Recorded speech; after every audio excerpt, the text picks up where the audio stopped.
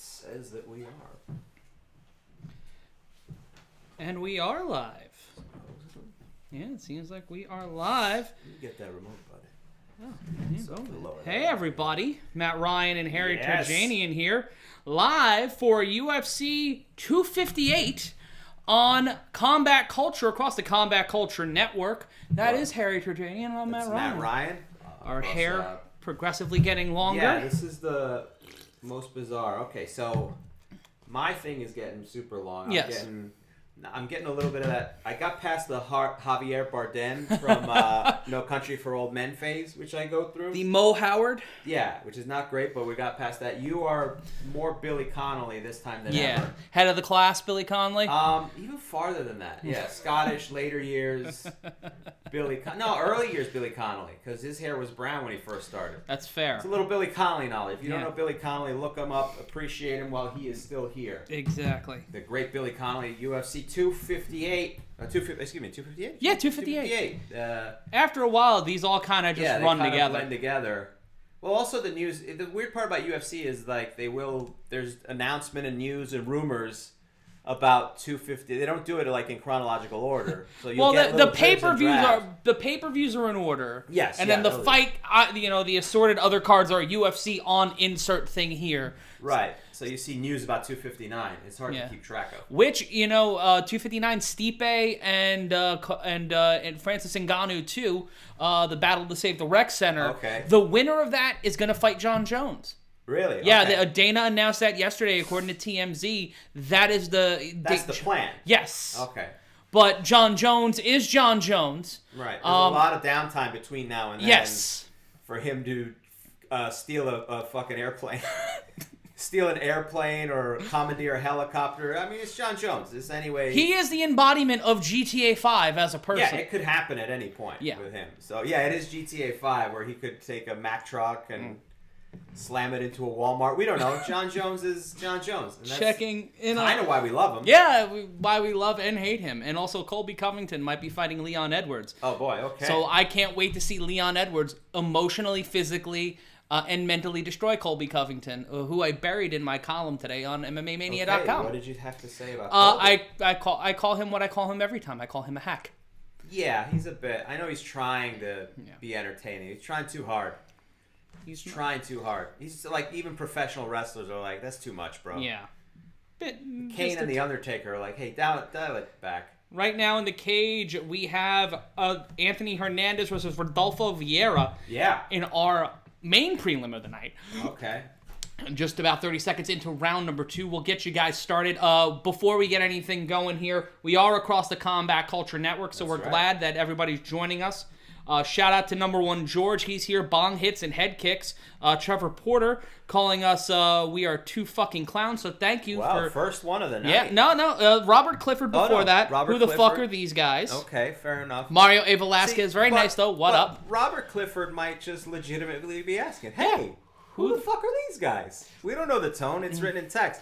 But there's no way to positively say, who the fuck are these clowns? Well, we did go to clown college. We went to Hollywood Upstairs Clown College. I did not graduate. No. Though. I was 2 credits shy. I should have gone back. It's ironically PE. Yeah. I didn't, Pie eating. So we'll be here all night for your clowning needs. If you want serious MMA commentary, well, I don't know what to tell you. Well, but from the beginning and end of the round, we're serious. Oh, right. In between rounds and in between fights, this is a goddamn pie fight. There's a lot of time to fill. Yes. Chip Pilar saying, you guys guitar emoji. So I believe that means you guys rock. Yes, we rock. Thank you very much. But we've got an interesting card tonight. We're coming off the Conor McGregor fight. And not as fun as we wanted it to be. The inside leg kick is the enemy of the MMA commentator.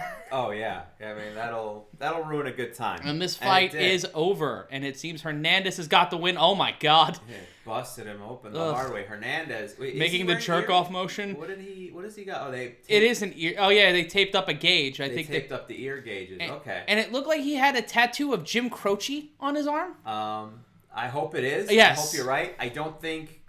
Statistically, the odds are not in your favor on that. I wish that was true. I wish he was repping Jim Croce.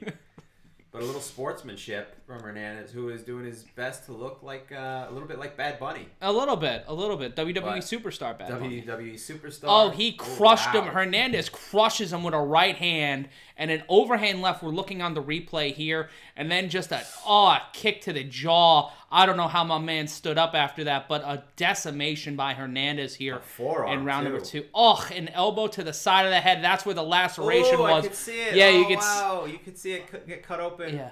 In real time. Burst open. Opens like a fucking window shade. And then he wins with a guillotine chokehold. Is it guillotine or guillotine? I think guillotine's is one of those that is pronounced either way. Yeah, green jacket, gold jacket. But shout out to Mike Mendoza watching us in the chat. We do the entire main card, so starting in about 10 minutes, the main card of UFC 258 will begin on ESPN Plus. Yeah, technically, we haven't clocked in yet. Yes, this is the pre-show. This is the pre-show, and then another 15 minutes of us stalling and trying to make the most of this. Because it takes them 15 minutes to get to the actual fight. The over-under, I mean, they've been consistent with 15 minutes. What are you going with tonight as far as the start time? I think it's going to be around 10:46. I think we're going to see that. We're going to have a very long night at the office. Okay. Well, it is. There we go. We're with the sound. Yeah, I'm trying to. We're adjusting it, doing a little adjustment. Yeah, I think we should be good. I think you talk a little louder. I do. Okay. Yes. So you can pull it closer towards yourself.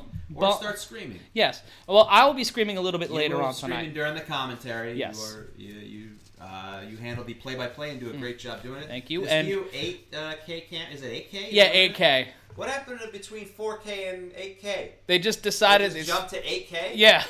Because I remember hearing 4K was all the rage. I heard a little rumor about 5K. And that thing, they jumped right to 8K.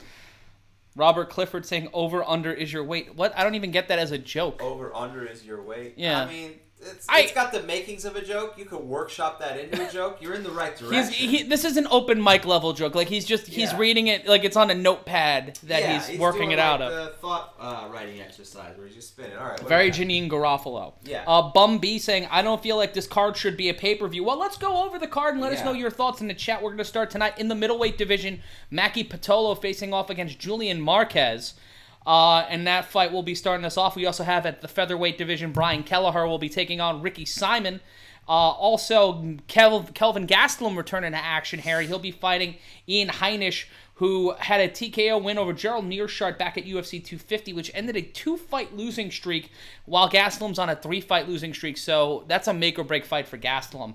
And then in our co-main event, it'll be Maycee Barber returning to action after her loss to Roxy Modafferi back at UFC 246, 8 pay-per-views ago, which I think was before the pandemic. Wow. Going up against Alexa Grasso. I don't know who any of these fucking people are. I know. Well, you know who Kelvin Gastelum is. Yeah, no, I know Gastineau. I mean, but aside from Gastineau, this could be Gastelum, not Gastineau. He's not a fucking right end for the Jets in the 80s. You're right, Gastelum. His daughter didn't have an E-reality show 15 years ago.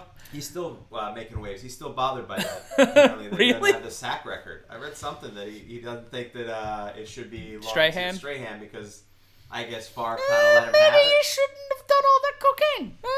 Maybe it's a good counter argument. The fucking New maybe York. if you did less cocaine, you would have had more sacks. Or maybe won a you should playoff have game. done more cocaine and gotten more sacks. I don't know. Maybe win a playoff game. That's true. That's a thing you could have done.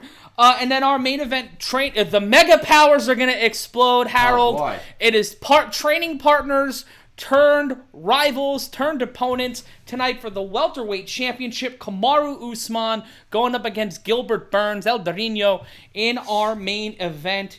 And we've had a few fights get canceled. Now enemies. Yes. What was that? What 80s film was that tagline from? I don't know. It sounds like one, right? Hot Shots Part 2. Oh my god. Tango and Cash, I'm gonna say probably. Fuck. Ugh. I've never seen that movie. Tango and Cash? No. I don't think I've either. I don't know if it's a real movie or just one that I've seen. Maybe they did clips from it. You know why we know that? Because during WCW street episodes on TBS, guys movie night or guys like movies. Movies guys like. Yes. Yeah. In between dinner and a movie, which I believe was our moderator Stephanie Sotilli's favorite program on the TBS. Dinner and a movie. That and Andy Griffith reruns, I believe, and I'll be getting a message from her telling me to go fuck myself in like 90 seconds. But that's where I remember from. Movies guys like. Guys like. Yeah, Tango and Cash was in there. I haven't seen it. It might hold up. Most of those 80s action films kind of don't, but Die Hard's pretty good. We'll get into that. Let us know your favorite in between. It's not just about MMA tonight. Let us know your favorite. Well, it is, 80s. but... Well, not just.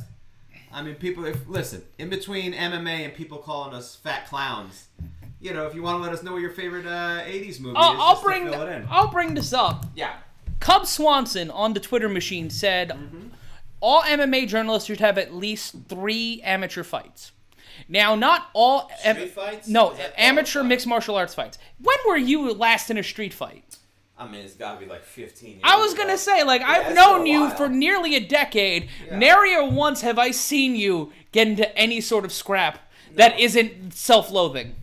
Emotional Yes. fights? I've had plenty of emotional fights, but that's not what he's saying. And I agree that those don't count because then you have a whole line of people. And most journalists, by the way, who cover any type of combat sports are self-hating. Let's be honest.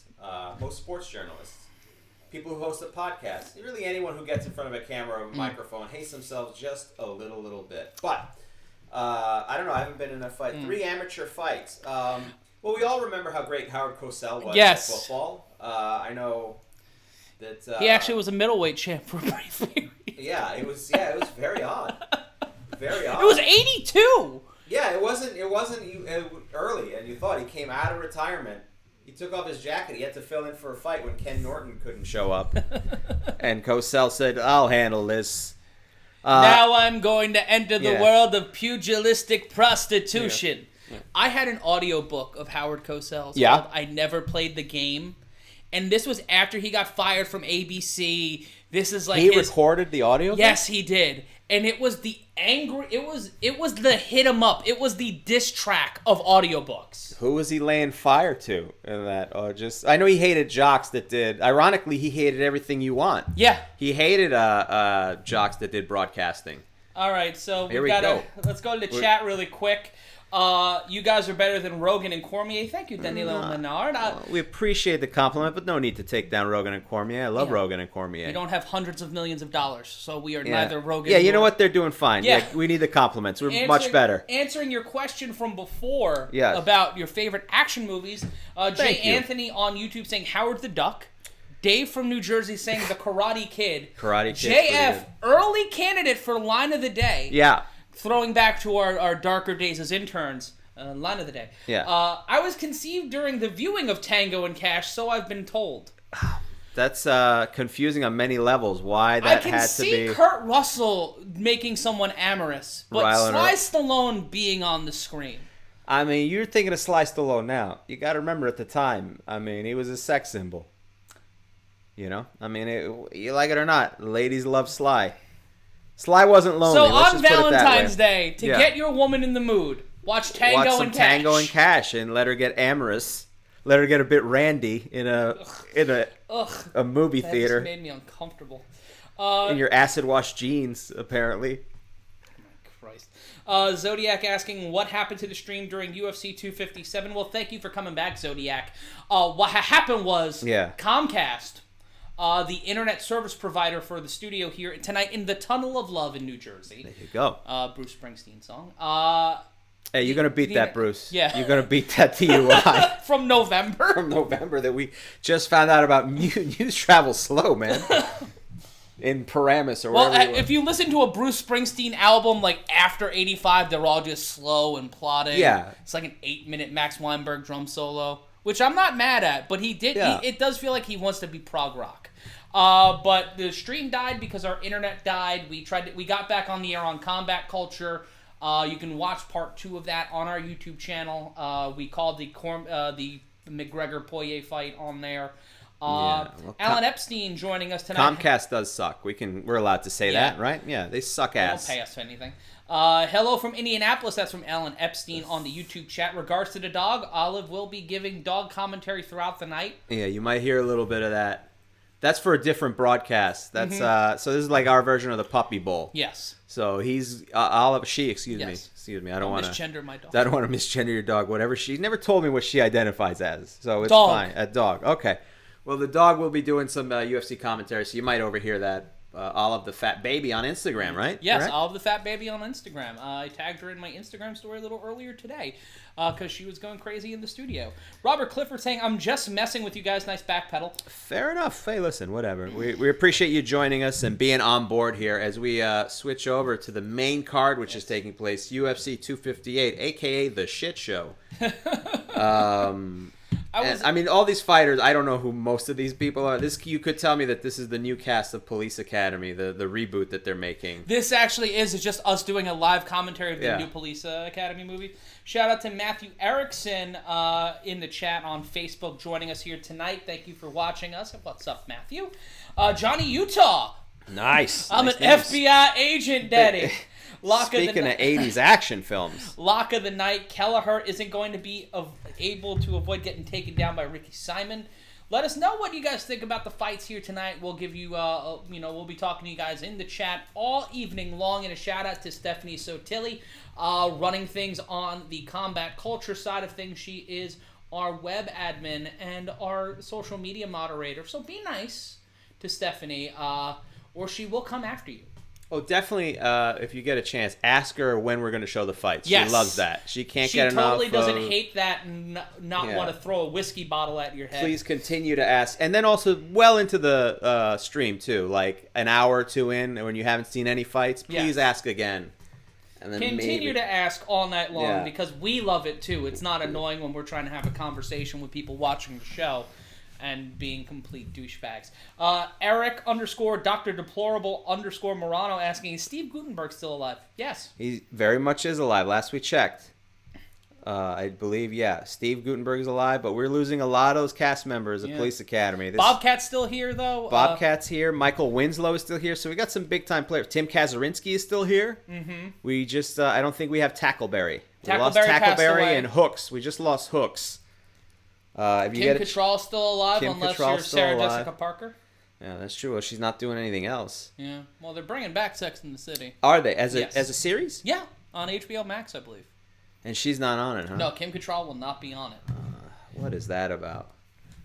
Oh, well, if you have any gossip, in addition to action movies, Sex in the City gossip, for all 3 ladies watching, if you could give us some of your Sex in the City gossip, we will read that as well.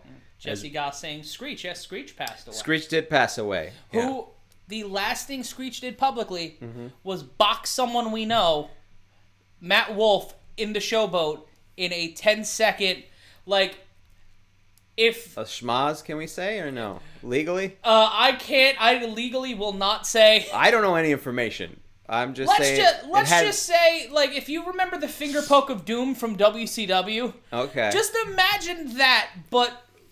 like the Music Man. And that's what killed him. No, that's not what killed him. No. Several months ago? No, he sadly passed away of cancer. My only Screech from Saved by the Bell story was they had booked him at New York City's Laugh Factory. Ooh. And the cost of his rider or whatever was so high that they had to charge $40 per ticket to go see Screech for Saved by the Bell. And a total of 2 people came out to see him. Yikes. Now, I don't say that to insult the man, except for the comics who were doing a show in the other room, the smaller room. He didn't want us in the green room with him. We were not allowed to go into the green room because that was his green room for the night, and we took great joy in watching him have to perform his hour because the owner made him perform his 45 minutes in front of 2 paying customers and 7 very sarcastic comedians. So that's my memory. Rest in peace. Jesus. Screech, Dustin Diamond from He's already buried. You didn't have to do that. Hey, don't do awful shit when you're alive. It don't mean nothing to me when you're dead. Oof. What am I supposed to do? Pretend I was happy? That's fair. Zodiac, are we going to be covering Sleepy Ben's fight on the 17th of April? We only cover pay-per-view, so whatever the fights are on pay-per-view, we will be covering them. Is that still on, by the way? Which one? The Ben Askren... Yes, that fight is still on. Okay. If we get paid to do it, we'll do it. But I don't know if we're going to be able to do that one in time. But if you want it to happen, at MMA Mania, at Bloody Elbow, and add us on Twitter, at MRyan Consulting, at Harry Terjanian. The official pay-per-view is out of the package. We are looking live at the UFC Performance Center. So that was a video package. That was a 4-minute video package because it is 10:04 here on the East Coast. As John Anik's continue with the mustache. Yeah. Interesting choice, John. And we've got Scott Johansson in the chat. Shout out to Scott Johansson. How you doing, man? Dave Rumsfeld saying, Harry is the Bodie of MMA podcasting. I've always said that. Oh. I don't know when he said I don't Bodie? What's from that? Point Break. Oh, geez. Yes, thank you. I'll take that. John Anderson Great saying, movie, I'm here to support my favorite announcers are an awesome fight. Thank you very much. We appreciate you building us up. It's going to be a fun night no matter what. We have fun at these things no matter what. And sometimes these cards that look like a shit show going in. We've not had a stinker yet. We've come close. I don't remember the last one that we've did. I've always had fun doing these, so I don't remember the last one. If we've had one where the card was shitty. It's been a while shitty. If it has. Scott Gordon saying, well, this pay-per-view is so weak, we need you guys to try and make it palatable. Well, that's we're going to try. And that's what we're here to do. Scott Johansson asking what we're drinking tonight. Harry, as tradition, is drinking water out of a Nashville Predators mug. And currently, I am drinking Thunder Peel from my favorite brewery, Flying Dog. And you did get this. You did steal this from a bar. No, I got that from the NHL. Officially from the NHL. My dad stole a coffee mug when I was performing at Caroline's Comedy Club because he felt that the price of coffee he just wanted coffee, and I think they charged him $17 or $14 for a coffee at Caroline's. Yeah, that tracks. He felt that if he was going to pay that amount of money, he should leave with a coffee mug. So that's why I can't take my dad to any of my shows anymore because that's he the becomes reason. A klepto. Because once you pay for the price of admission, everything's like, I'm going to take this and take that. Take somebody's hat. There we go. So we see Joe Rogan, Daniel Cormier, John Anik all together but separate on the screen here. All looking like various high school teachers. That's true. Daniel Cormier looking like the kind-hearted English teacher. Joe Rogan looking like the associate dean. And John Anik looking like the history teacher that everybody's like, he's kind of nice. Which one of them is the one who causes them to tear up their textbooks and then stand up on their desks? We didn't have that in my high school, but we did have textbook riots. Textbook riots? Yes. What is this now? Explain this at the High School of Telecommunications, Arts, and Technology in Bay Ridge, Brooklyn, New York, go Yellow Jackets, there would be mass throw. You remember the chair riot from ECW? Okay. Imagine that with textbooks. Gee, how does that start? Someone throws a textbook. Someone else throws a textbook. I put my head down. So it's like a Three Stooges pie fight. Yes. But because it's Brooklyn textbooks. Yes, and someone made a teacher cry once because they stole his sandwich. I saw a woman once tell a teacher to go, just stand up, miss, go fuck yourself, and then just leave. The teacher left or the student left? The student left. That's one way to quit your job. This is all in the same science room. All this took place in the same actual classroom. A lot going on there. Yeah. What kind of biology classes were you teaching? Good Lord. All right, as we odds subject to change here. They're giving the odds of the Usman a -265 favorite according to DraftKings. Burns a +215 underdog. We'll be giving our picks throughout the evening. Plasma on the chat after Jeffrey Burton said, not a strong pay-per-view, should be half price. That's not how pay-per-views work. Unfortunately, no. It's your choice to buy it or not if you think it's worth it. Like I said, though, some of these pay-per-views that don't look that strong coming in, just because they don't necessarily have the name value, doesn't mean these guys don't put on a hell of a fight. For each of them, this is obviously important. For some of these fighters, it's their first time at the big show. Yeah, first pay-per-view fights for a lot of people. So it doesn't always disappoint. That's what I like about mixed martial arts. I think I can usually watch any two competitors compete, and it has the potential to be entertaining. So we'll see. We'll see what happens as Megan O'Leary sets up with a new setup there in front of the screen. Well, yeah, because they're in the Performance Center again. So That's tonight, right. They are in the UFC Performance Center, as we said before, and I just said there. So that means it's a baby cage. So expect a lot of these fights. There's going to be a lot. It's going to be a lot closer, a lot more fenced in, literally. Less room to move around. So expect a lot more action. Expect not a lot of movement or not a lot of distance. Not a lot of running. Yeah. And also, the end of Fight Island, I think, as we know. For now, I think it's done. I don't know. I can't imagine them going back there now that they're able to operate and are allowed to operate in Las Vegas, Fight Island has somehow become COVID central. Yeah. The UAE undergoing a large spike in... Did the UAE government, the United Arab Emirates government, shut it down? Or I believe UFC the UFC. said, the full story is available on MMAmania.com. Shout out to the bosses at the mothership. They're going over the rules of the Octagon right now. 3 judges will score it, 3 5-minute rounds, except for championship and main events, which will be 5 5-minute rounds.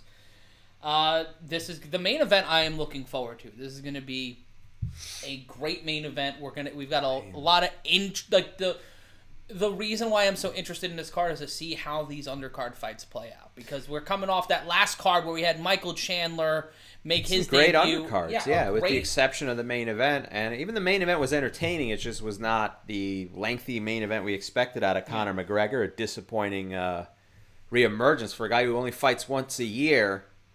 Much like the groundhog, we got to wait another year before we see Conor McGregor come out again.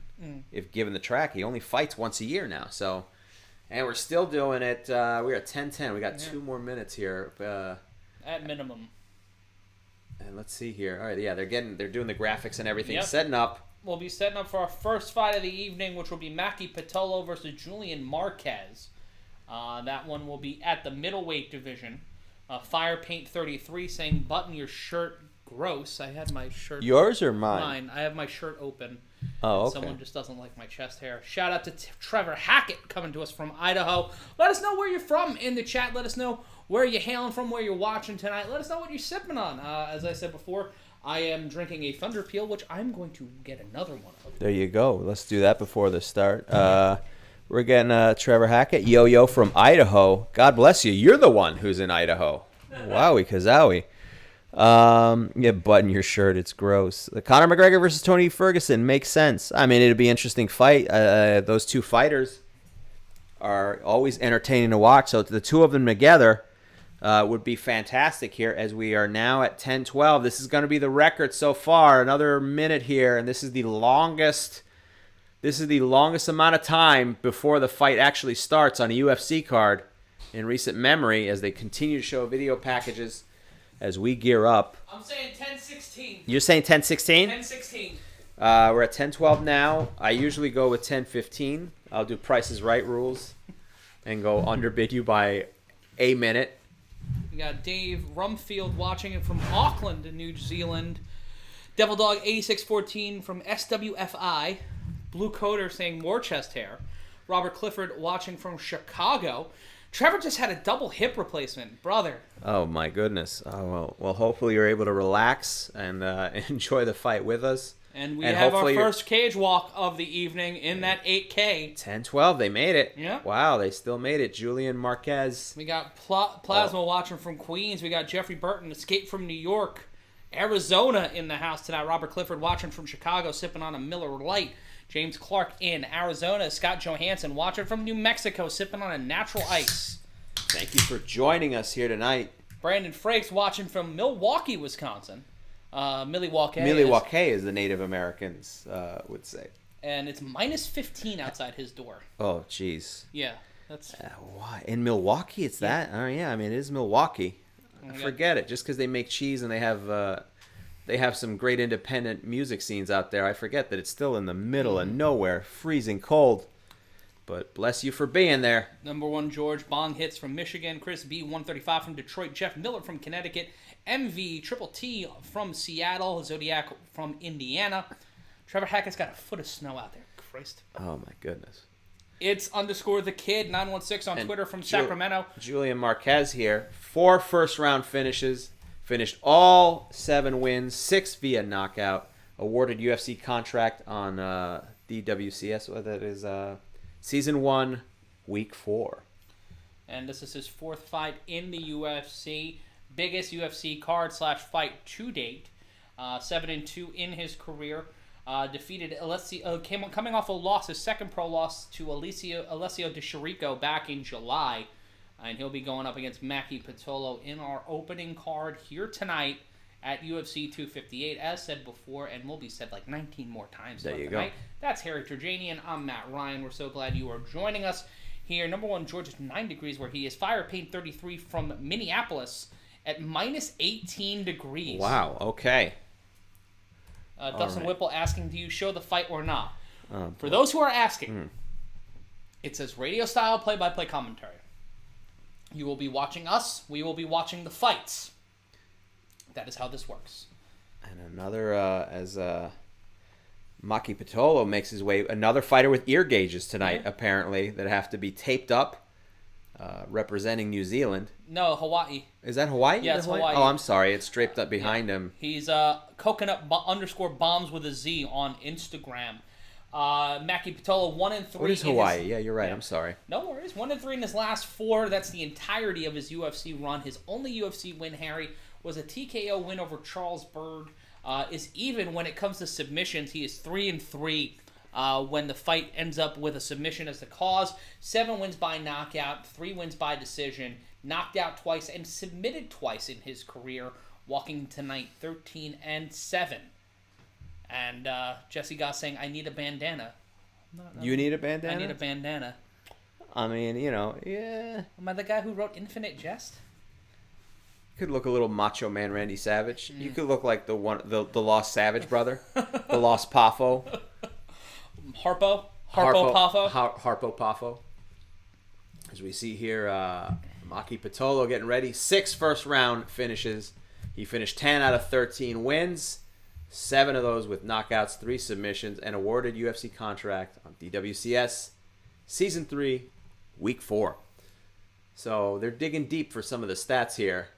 They're going specifically on when the contracts were awarded because these fighters are, this is their first big sort of fight. This is the biggest fight of their careers, Harry. Yeah. And Michael Brown from Baltimore saying, you guys are great. He enjoys listening to the show. Dustin Whipple joining us from Oklahoma City where it's 14 degrees and drinking a Bud Light. Matthew Erickson, y'all do great commentary. I appreciate it for pay-per-views like this. Can't justify paying the $70 because I'm not Bezos.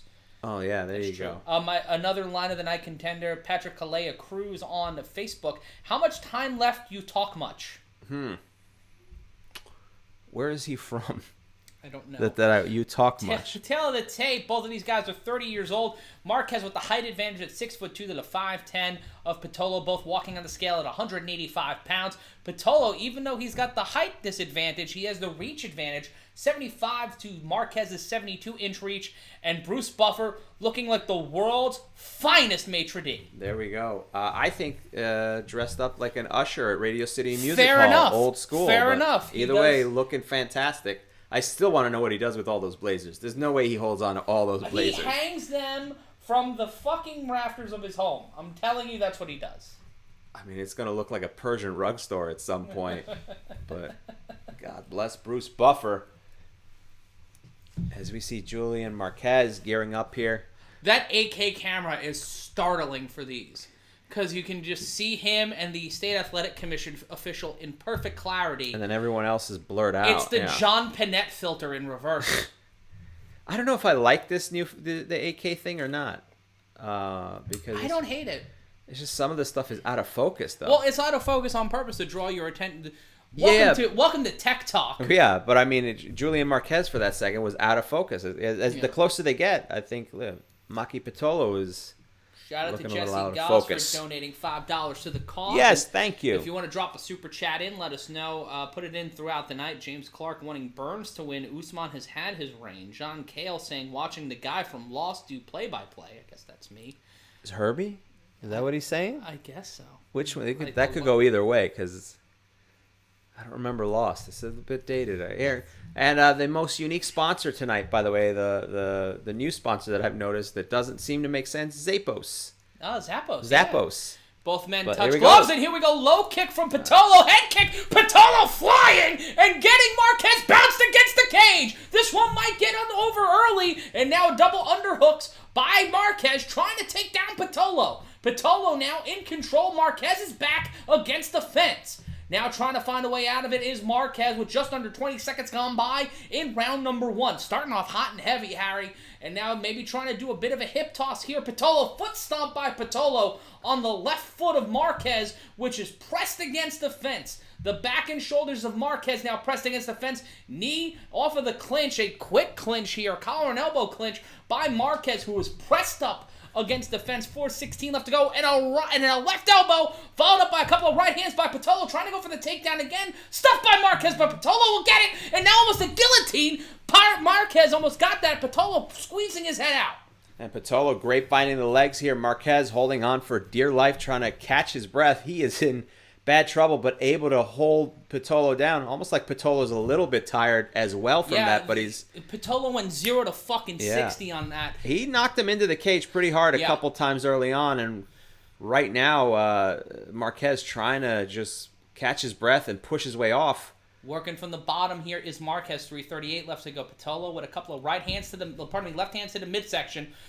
Marquez trying to go for an arm bar or trying to pull something here from bottom, trying to transition out, and now into a variation of what seems like side control with Patolo's legs over the right leg of Marquez. Marquez trying to find a way out of it. 3:16 left to go in round number 1. And now Marquez giving up his back, trying to rotate over, trying to get back up. Patolo controlling the position from the side.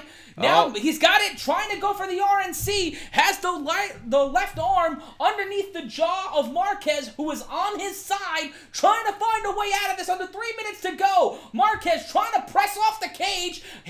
Now his back is on the cage, on the floor, legs akimbo. Patolo in a variation of side control, trying to find a way out of it. Left hands now from Patolo. Some great wrestling, using his leverage, Patolo, to not let Marquez get off the ground and allowing to give him, Marquez again giving his back.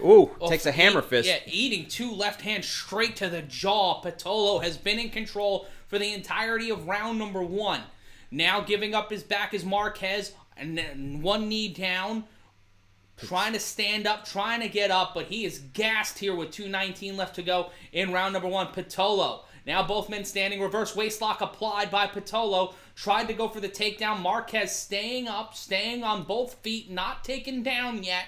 And now a foot stomp by Patolo, trying to keep Marquez in place like he's holding down the leash of his dog. Marquez's right shoulder pressed into the fence, trying to find a way out of that reverse waistlock. Now switching is Marquez. Now he's trying to press Patolo against the fence, but he'll go back, pressed up against the corner of the octagon. Marquez in a little bit of trouble here with 1:43 left to go, and another takedown by Patolo going for the back. Marquez gets right back up. 97 seconds left to go in round number 1. Yeah, and Patolo just squeezing him again, not letting go of that waist lock. Now Marquez just trying to walk out of it, but he's still pressed against the cage by Patolo, just continuing to just make him work for it. Trying to shoot for that single leg takedown, Harry, with under a minute and a half left to go in around minute 20 to be exact. Right hand by Marquez, just trying to push and pry his way off with not a lot of time left in the round. Patolo's round for sure so far, unless something drastic happens here with a minute 10 left. And again, I don't know if he's going for a takedown. Now he's just pushing his shoulder Patolo into driving Marquez. That left shoulder into Marquez. Another foot stomp by Patolo. 1 minute exactly left to go in round number 1. Just pressing him against the cage. Now trying to trip up the leg. Patolo's trying to take the legs out from underneath Marquez. And Patolo and Marquez putting his leg out. Little bit of a hip toss, but Patolo staying upright, and Marquez with a standing guillotine. Marquez trying to lock in a standing guillotine. Patolo trying to push the hands away. He cannot. And now an underhook and into a collar and elbow, but Marquez lets go of the submission after the collar and elbow attempt, trying to go for the double underhooks. Not attempted, needed a body by Patolo, who's pressing Marquez against the fence. What a first round, and now a hip toss attempt by Marquez, trying to do a judo throw. Will not be able to pull this one off. So far, 15 seconds left in this first round, and Patolo's just pressing him against the cage.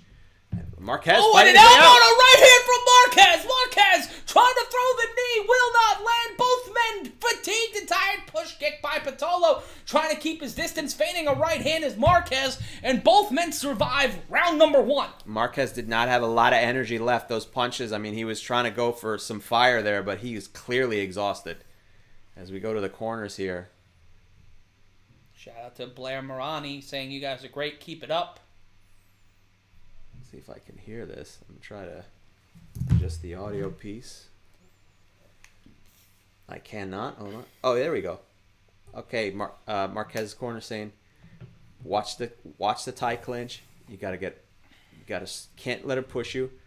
You Got to pull that left, spin off. He's throwing a lot at him. He's going real fast. I think it's not a great strategy. You see with the uppercut from Pitolo. Pitolo controlled the pace of the round early. Here, if we were looking at this round, I would give it 10-9. I could see a 10-8 here because Pitolo controlled the entire pace of the round, but Marquez nearly pulling off that guillotine, staying in it. That was a throwing crazy moment for a second after all that. Had him in the guillotine, and he was using that height advantage. Pitolo barely pulled out of it.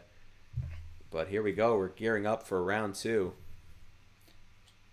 There we go. A lot of punches from Marquez. And Marquez coming out strong.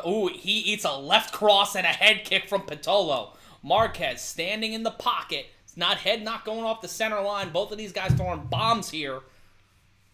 Swinging for the fences like it's home run derby. In a middleweight bout, round number 2, that's Harry Terjanian on Matt Ryan. Marquez controlling the center of the octagon, trying to lead Pitolo in, throws a left. He checks a leg kick from Pitolo. Overhand right misses. Now just pawing at him is Marquez, not landing a lot there. And both men breathing heavy, breathing from the mouth, trying to gain control and just throwing lefts and rights. Marquez, the last one to land a right hand, an overhand right. Now an uppercut by Pitolo, met by an overhand right of Marquez. Marquez blocks a head kick attempt from Pitolo. Body kick landing by Marquez. And we get our first dick kick of the night. First dick kick, everybody. Dick kick brought to you by Toyo Tires. The first sponsor I see. And Pitolo is going to take a breather here. How much of the 5 minutes he will use. Shout out to Cheeto Ortiz. What's up, my dudes? What's up, sir? It's a great name, by the way, Cheeto Ortiz. Shout out to the real Tito Ortiz, who just got kicked off his. Did he officially get kicked out of City Council? I think they just kicked him off the committee or something. He's no longer president pro tem.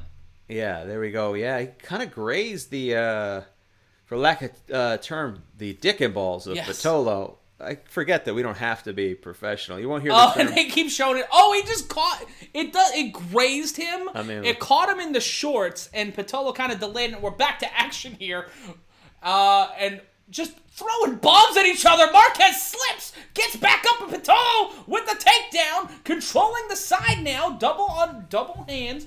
Interlocked around the waist, a waist lock, pardon me. Pitolo grapevine in the legs here, trying to keep it down. He's got his foot in the cage. Referee makes him stop that. And again, a waist lock. Marquez missed a lot of those punches. He's been throwing wild punches the whole fight here so far in these first 2 rounds. As, again, Pitolo pushes him into the cage here, takes him down. Pitolo in control here, 3:30 left to go, going after the right arm. Isolating now Marquez, giving up his back. Pitolo in control from now a waist lock, trying to grapevine the leg is Pitolo. 3:16 left to go in round number 2. Marquez spins out of it, but gets taken down again by Pitolo. Pitolo doesn't let go of that the waist lock. And now Marquez trying to break it, trying to find a way out of it. Both of these guys have to be tired. Yeah, here, the same deal. I mean, Marquez, again, missing wildly with those punches, and he ends up against the cage here. Pitolo controlling everything, and he's trying to get out. Oh, elbows from Pitolo. Now trying to scoop up the double underhook. And now another guillotine attempt. Another choke attempt from Marquez. Pitolo on the ground, trying to find a way out of it. Marquez on top now, craning the neck of Pitolo. Pitolo in trouble. Marquez trying to cinch in the choke with 2:30 left to go. Can he pull off the upset? Can he piss people off and fuck up the over? No. We are getting close to 2:20, and now Pitolo in trouble. Marquez has his back and now trying to throw hammer fists. 2:15 left to go, so if you bet the over, it's a good day for you. But Marquez turning the tide of this fight in a moment, trying to steal this round and maybe finish off Pitolo. Continuing rabbit punches, side hammer fist to the side of the head. Pitolo's moving around, trying to squeeze out of it. And he Pitolo gets him up, pulls Marquez through, kind of loops him like he was tying his shoe. And now Marquez on his back looking up at the lights and Pitolo in control. And Pitolo on top of him, just exhausted from having to escape that. Trying to get a knee in there, but Marquez blocking it with his leg work. And a weird positioning here. Both fighters kind of tired here, wrestling around in the center of the cage. Pitolo on top. Pitolo now in control. Marquez trying to bar his left arm around Pitolo, but opening up the ribs. Pitolo just punching right into the ribcage. 119 left to go in the round. Patolo almost looked like he was going to lose this round and lose the fight. And now Patolo might be trying to pull a submission. Marquez in trouble. Patolo's bicep underneath the jaw. 6 minutes and 14 seconds of control time for Patolo. Just about 1 minute and 1 second for Marquez. And just under a minute remaining in round 2. Trying to turn onto his back. Patolo trying to pull the choke here. Trying to get the RNC. But now in trouble is Marquez, much like the real RNC. Patolo trying to find an option here to finish this fight and not make it go to a third round. He cannot get comfortable here, even though he has Marquez on his back. 40 seconds left. There's still a little bit of time here. Patolo still driving those fists into the ribs. Marquez at least on his back. He finally wasn't giving up his neck for the rear naked choke. But he's trying to squeeze out of it. He might want to ride this out, although he's getting hammered in his ribs. Patolo just pinata-ing the ribs of Marquez. And that might be 30 shots to the ribs in this round. Oh, he's giving up his back here, Marquez. Dangerous Marquez position. Trying to turn over here, try to get back up on his feet, try to press up and drive. But with 7 seconds left to go, all he has to do is survive. 3 seconds left to go. Elbows from the bottom. Marquez trying to fight out of it. And we will go to round number 3, Harry. That had twists and turns. It was like a Nora Ephron movie, but no happy ending just yet for either fighter. I mean, who do you think won that round? Well, let's see. Patolo's corner saying, I want you to breathe. He's electing not to sit. Everything you've been working hard for is on the other side of this 5 minutes. Listen, I do not want you shooting with your head low. Anything you're doing needs to be chest to chest, pull counters, and now we go to Marquez's corner telling him to bring the fucking heat here. Throw punches down the pipe. This third round, we ain't going to the scorecards. I think someone going to die. This is a bizarre fight at any given point. It's been a lot of Patolo, and then he finds himself in a bizarre position. Several times was almost a victim of a guillotine choke. Joe Kale saying Joe Piscopo in the chat.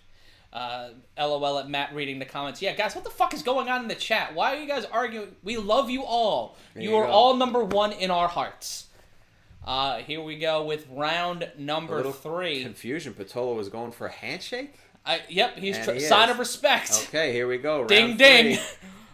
Both men throwing left hands, low kick, spinning back fist by Marquez after the low kick by Patolo. Spinned him around like a top nothing landing. Now Marquez putting Patolo's back against the fence. Patolo throwing stiff right hands. Marquez landing with a right. Marquez missing a lot of those shots though. Not very accurate here. Patolo bouncing around. He feigned that left-right, did Patolo, then landed a right-left. Great strategy there, trying to step in with that jab. Steps in with that left hook. Patolo landing right on the mark from Marquez. 422, and Marquez gets down to one knee. He Kaepernicks himself after a right hand from Patolo. I don't know if he slipped or if he got caught with it because it looked like he landed on Patolo. Patolo eats one. And Patolo's got a mouse underneath his right eye here. Left hand, right hand. Now Patolo in trouble. Marquez tried to go for the Muay Thai clinch and the knee could not land it. 4 minutes left to go in this one. Left hand by Patolo. Patolo looks a little bit groggy from those punches. Now he's fighting back there. And Marquez just looks like he's chasing windmills here. He might be fighting shadows in a second. 3:50 left to go in round number 3. Patolo hurt. Both of these men are feeling the effects of this fight. Left hand. Patolo gets caught by Marquez in a clinch. Marquez gets Patolo busted open on his right eye. Marquez with a knee and a spinning back elbow with Patolo against the fence now trying to go for the standing guillotine. Gets the knee and an elbow. Can Patolo get this fight back on track, or will Marquez steal this one in the third? Right hand missed by Marquez. Now a takedown attempt by Patolo. Sorry, Harry. No, it's all right. He's got him against the cage here. He's trying to take him down again, but another guillotine attempt by Marquez. He gets the takedown, but in the almost cinched that guillotine again. And now a double underhook from the bottom by Marquez. Under 3 minutes left to go. Also trying to protect, interlocking his legs against each other, trying to make sure Patolo doesn't press and go into top position. A hammer fist from below on Marquez. Transition into side control. Marquez putting his back against the fence here. This fight getting closer and closer the deeper it goes. I mean, this could be anyone's fight. Again, wrapping his legs around. Oh, going for a rear naked choke. Marquez in a bad situation. Pitolo he has the back of Marquez. Marquez has his arm. He's trying to push. Marquez trying to push the foot of Pitolo away. Trying to make sure that he does not let him slip. Trying to slide through. The referee Marquez checking. has it in. Marquez in trouble. Pitolo, it could be trying to cinch this one, but no. And now Pitolo in trouble. Marquez back to a standing position. Takes the back of Marquez. And, Pitolo. And is driving rights and lefts into the midsection of Pitolo. 2 minutes left to go in the round. And Marquez trying to fight back into this one. Pitolo on his hands and knees, just eating hammer fist to the side. Finally, he's on his feet here, and Marquez just pushes him against the side of the cage. Guillotine attempt by Pitolo. Sorry, Harry. No, that's fair enough. And another attempt, but Pitolo squeezes out of it. It's back and forth. 1 minute and 49 seconds left in this third and final round. And Pitolo has his hands underneath the right leg of Pitolo, trying to sneak another single leg takedown, but Marquez still standing, tried to go, switches out of it. Both men standing again and trading. These guys need to get a fight of the night bonus no matter what happens here. This has been a war. Pitolo trying to sweep that leg of Marquez. He is still standing up against the cage. The minute 25 seconds. An elbow from Marquez. But a waist lock again from Pitolo. Both fighters really tired here. Round 3 significant strikes, Harry. 30 for Marquez, 10 for Pitolo. If Marquez can stay this course, he could win this round and may be able to get a draw or a split decision. Oh. And now just unloading on Pitolo is Marquez. Marquez with a knee to the head. Marquez getting almost shot with the takedown. Trying to go for the guillotine again from the floor is Marquez. Under a minute left to go. Both fighters on the ground here. Oh, Marquez in a bad position. But rolls it through and gets into a variation of a snapmare and a guillotine and now cradling and now spooning. And Marquez gets the submission in what can only be described as a fetal position guillotine. And out of nowhere, Julian Marquez, in a fight that he was losing at various points in a dangerous situation. Fucker. Unbelievable. After all that effort from Maycee Pitolo was winning the fight. He had the first 2 rounds. No doubt about it. On the scorecard, I think Maycee Pitolo was going to win this fight, but Marquez just kept always putting himself in a position to put in that guillotine chokehold and a variation of the guillotine chokehold that we and a rear naked choke here if you see the highlights. And we're going to see he landed that punch and slipped. So Marquez slipped during that. And then that right, and then an overhand right to Pitolo. Opened up with the left, striking combination. There's that back elbow we talked about before, Harry. That busted him wide open, and here we see the guillotine choke. But Pitolo tried to take the legs out from underneath. And then, let's see it. This right here, this choke attempt, this RNC attempt, should have been the end of the fight here for Marquez. And Marquez was able to position his shoulder properly and roll out of it. And you can see he just started teeing off on Pitolo.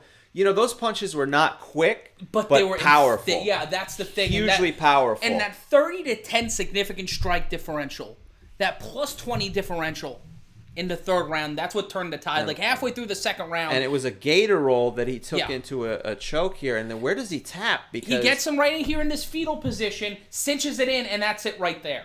Wow, because it wasn't a full rear naked choke. It wasn't a full guillotine. He has a shoulder in the way, so I wonder what he would have tapped for, but it doesn't matter.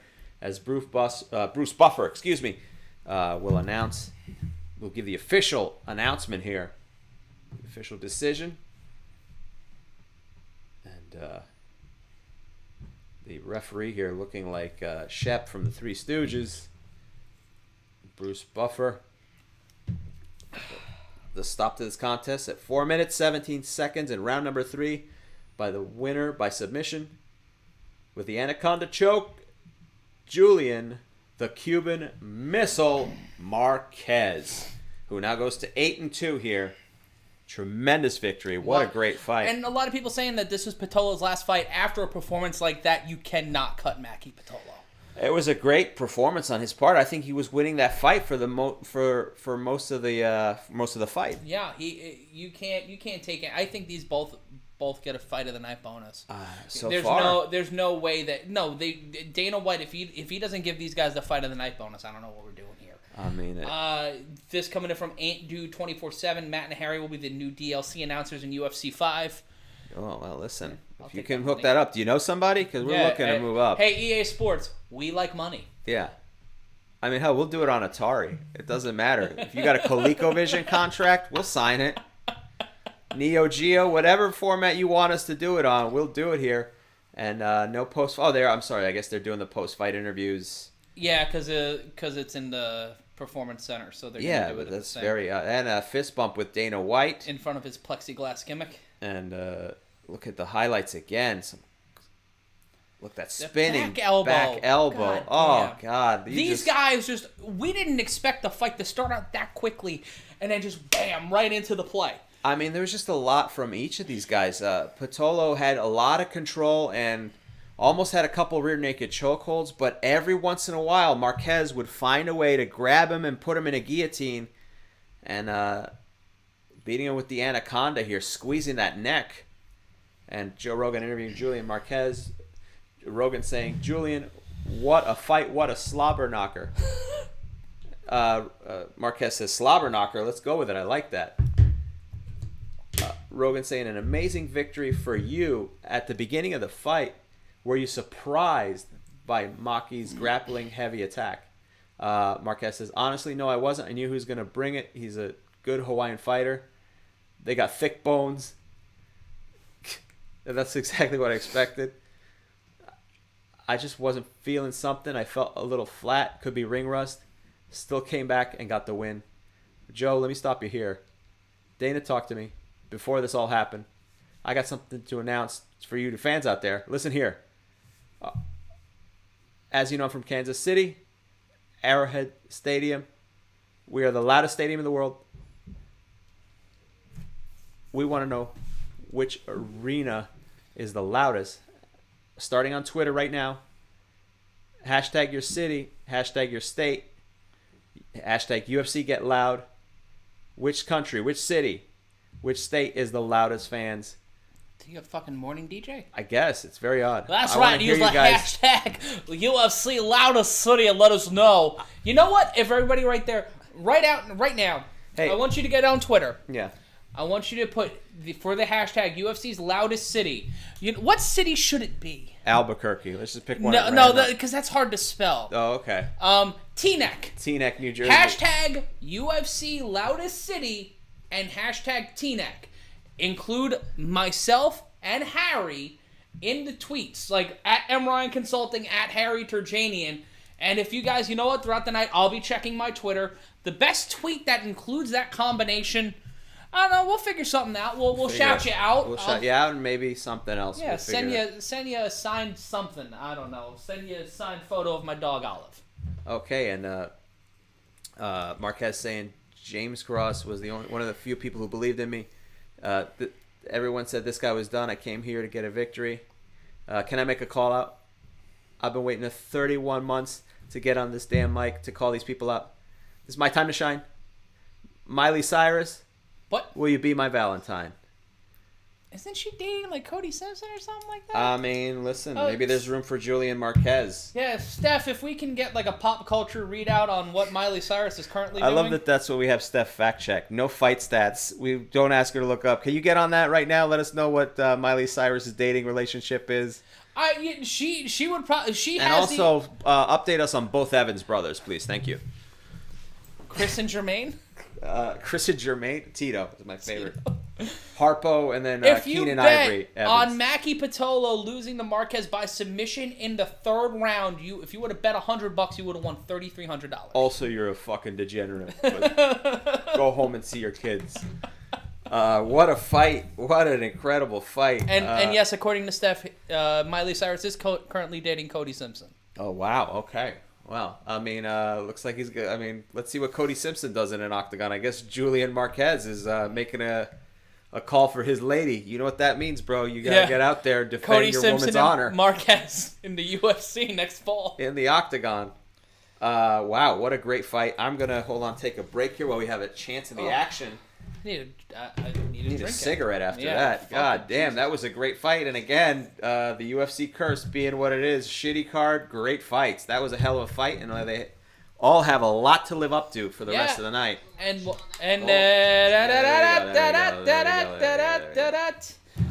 Shout out to Scott Johansson in New Mexico.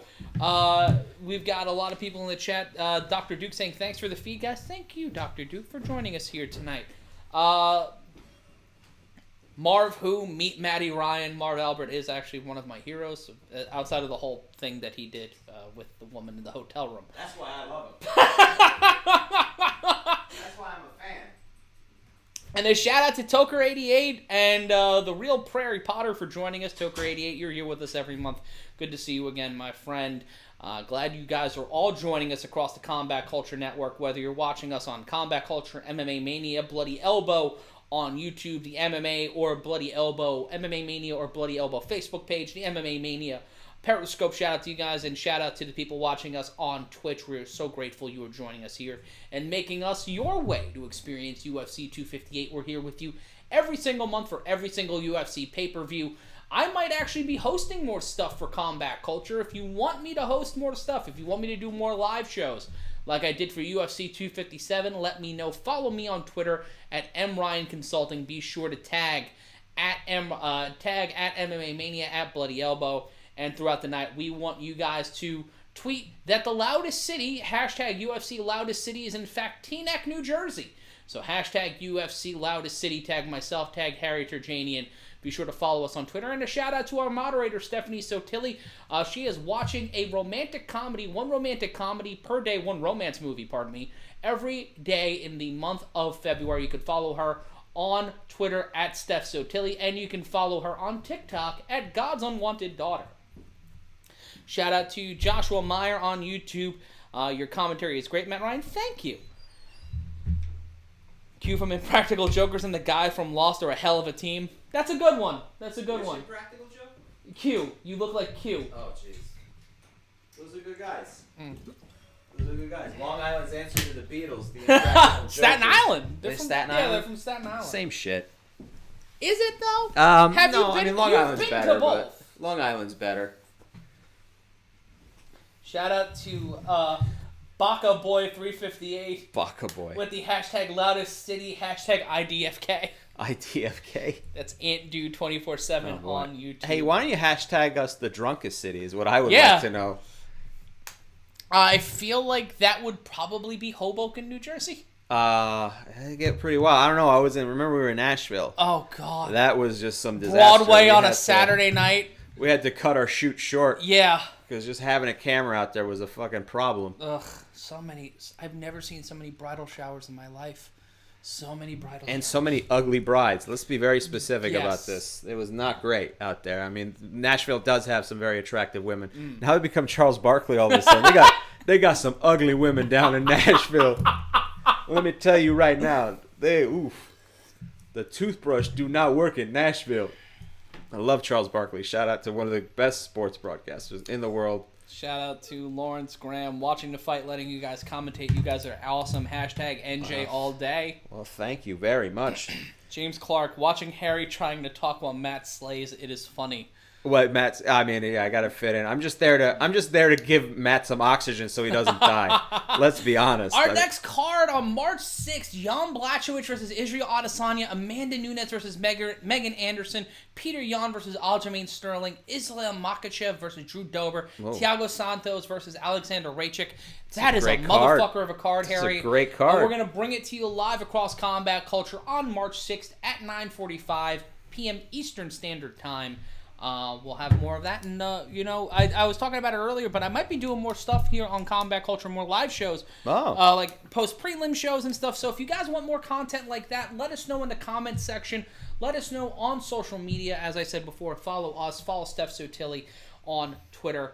That card for UFC 259 is looking stacked. Great if it stays intact. Again, card subject to change, but Saturday, March 6th, it's gonna be looking like a great fight, a great card.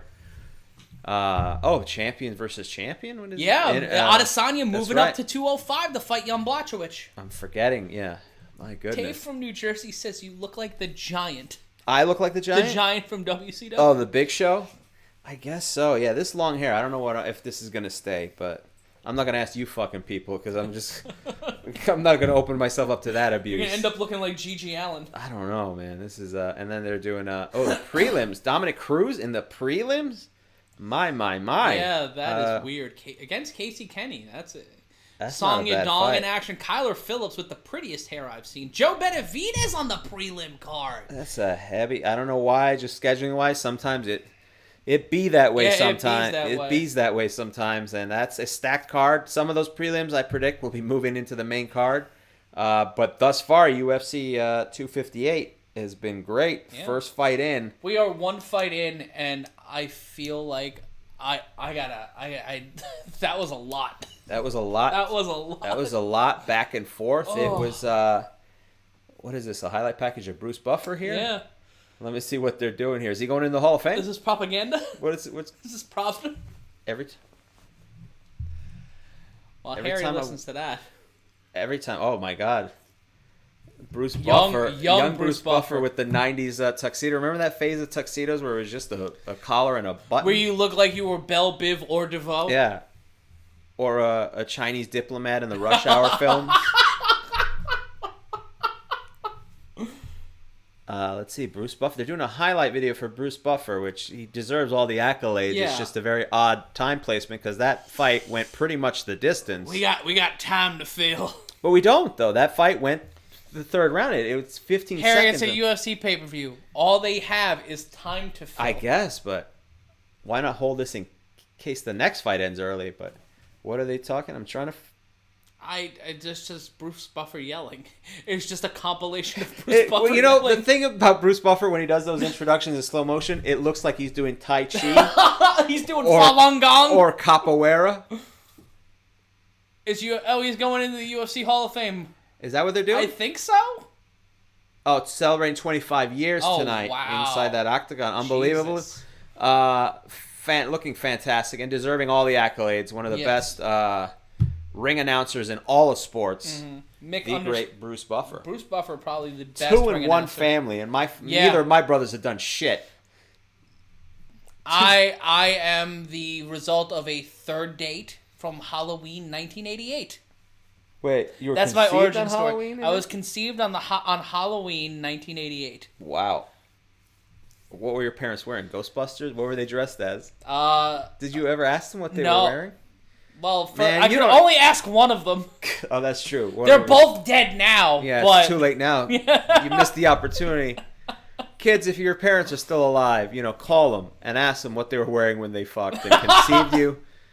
I don't know what the number one hit song was. But in 1988? On October 31st, 1988. I guess I can do that. We're not in a fight. I'm not going to make Steph look that up. But what October number one song? I think there's a website or something. Yeah, I would feel like it would be a billboard. I hope the Monster Mash was playing. I hope my parents were listening to Cousin Brucey. Number one song of your birthday. October 31st, 1988 would be the day I was conceived. You conceived. Okay, yes. October 31st. Let's see here, 1988. Let's find out. You can read some of the chats while I find out. Yeah, Chris Isaac, Jesse goes to say, it's Kokomo by the Beach Boys! Kokomo by the Beach Boys. Yeah! The only number one single for the Beach Boys written without Brian Wilson in the band. So we know what your parents were okay, trying to... so your mom and dad were trying to get there fast and then take it slow. Steph just sent in some of the other top number one hits of October 1988, just in case it wasn't Halloween. AKA the week that your parents fucked and conceived you. The period of time my parents made me. October 1st, Don't Worry, Be Happy by Bobby McFerrin. Love Bites by Def Leppard. Red Red Wine by UB40. And October 22nd, A Groovy Kind of Love by Phil Collins. Oh my goodness. All of these. Any one of these could strike up a 1988 romance. A Groovy romance. Kind of Love was the number one hit on October 29th, 1988. Oh, wow. It wasn't Kokomo. Well, Kokomo was on October 31st. Well, this is under the Billboard chart. Under 29 October, whatever. Well, it's either one of those songs. Yeah. Either way, you can't go wrong. Kokomo by the Brian Beach Boys. Kelleher making his way to the cage. Harry. Yeah, there we go. Let's actually get back to the fights as we were killing some time. His last fight was a submission win against Ray Rodriguez back in September. He's 3-3 in his last 6 fights, including a 2-fight winning streak and a 2-fight losing streak. 4 years in the UFC. He fought 4 times in 2020. Some of these fast stats: the second fastest submission in UFC featherweight history in 39 seconds. He's tied for second on that one. Second shortest average fight time in bantamweight history at 37 seconds. Well, that number was wrong, but it was 37 seconds.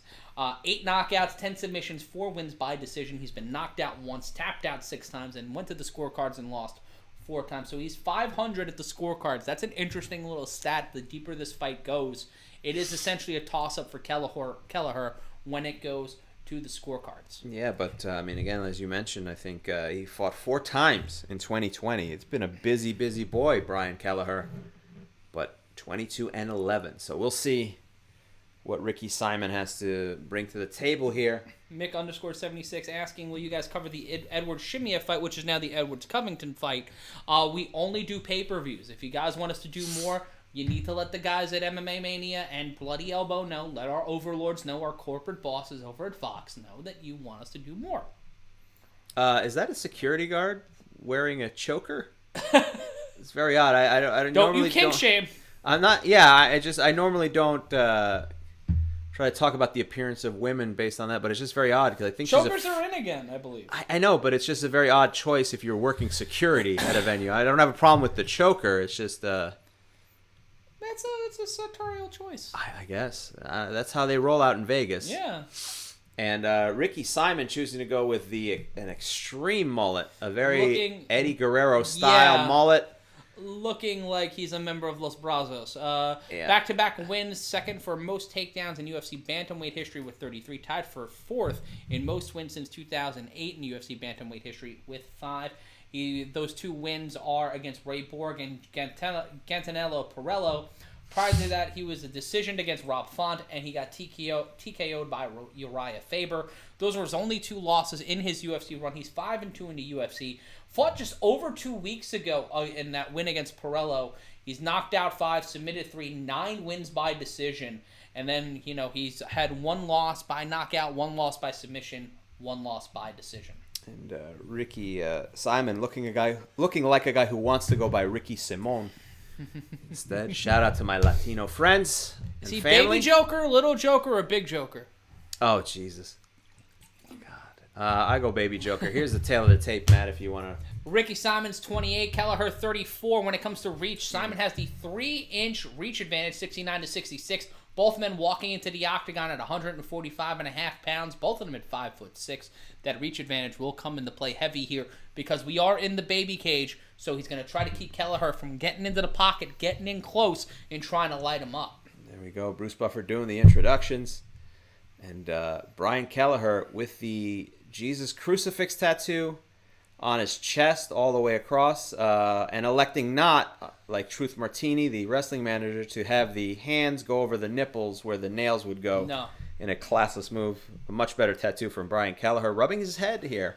Looking like that head shave, the thing that Cesaro used to market, that head shaver. Oh, did he really sell that thing? Well, he was I think he got a sponsorship. Like an Instagram poster? Yeah. Kevin Foley, I remember Matt Ryan's call from last time. Yeah, call the fight man. Scott Johansson saying Matt should be a real UFC commentator. Well, someone compared me to the big cowboy. Matt's a commentator with the big cowboy hat. I think I'm Bill Watts? Or Jim Ross? Oh, Jim Ross? Maybe Jim Ross. Ricky Simon with the thinnest mustache. That is a DeBarge level mustache. And Keith Peterson, and he has his polo button to the very, very top. What is he hiding? Tattoos, is what I want to know. I believe. There are a lot of neck tattoos, but I mean, this is the UFC. It's got to be pretty rough. You've seen some bad ones here. I mean. Well, he's an official. And here we go with round number 1. Both men meeting in the center of the octagon. Kelleher throwing 2 lefts, missing.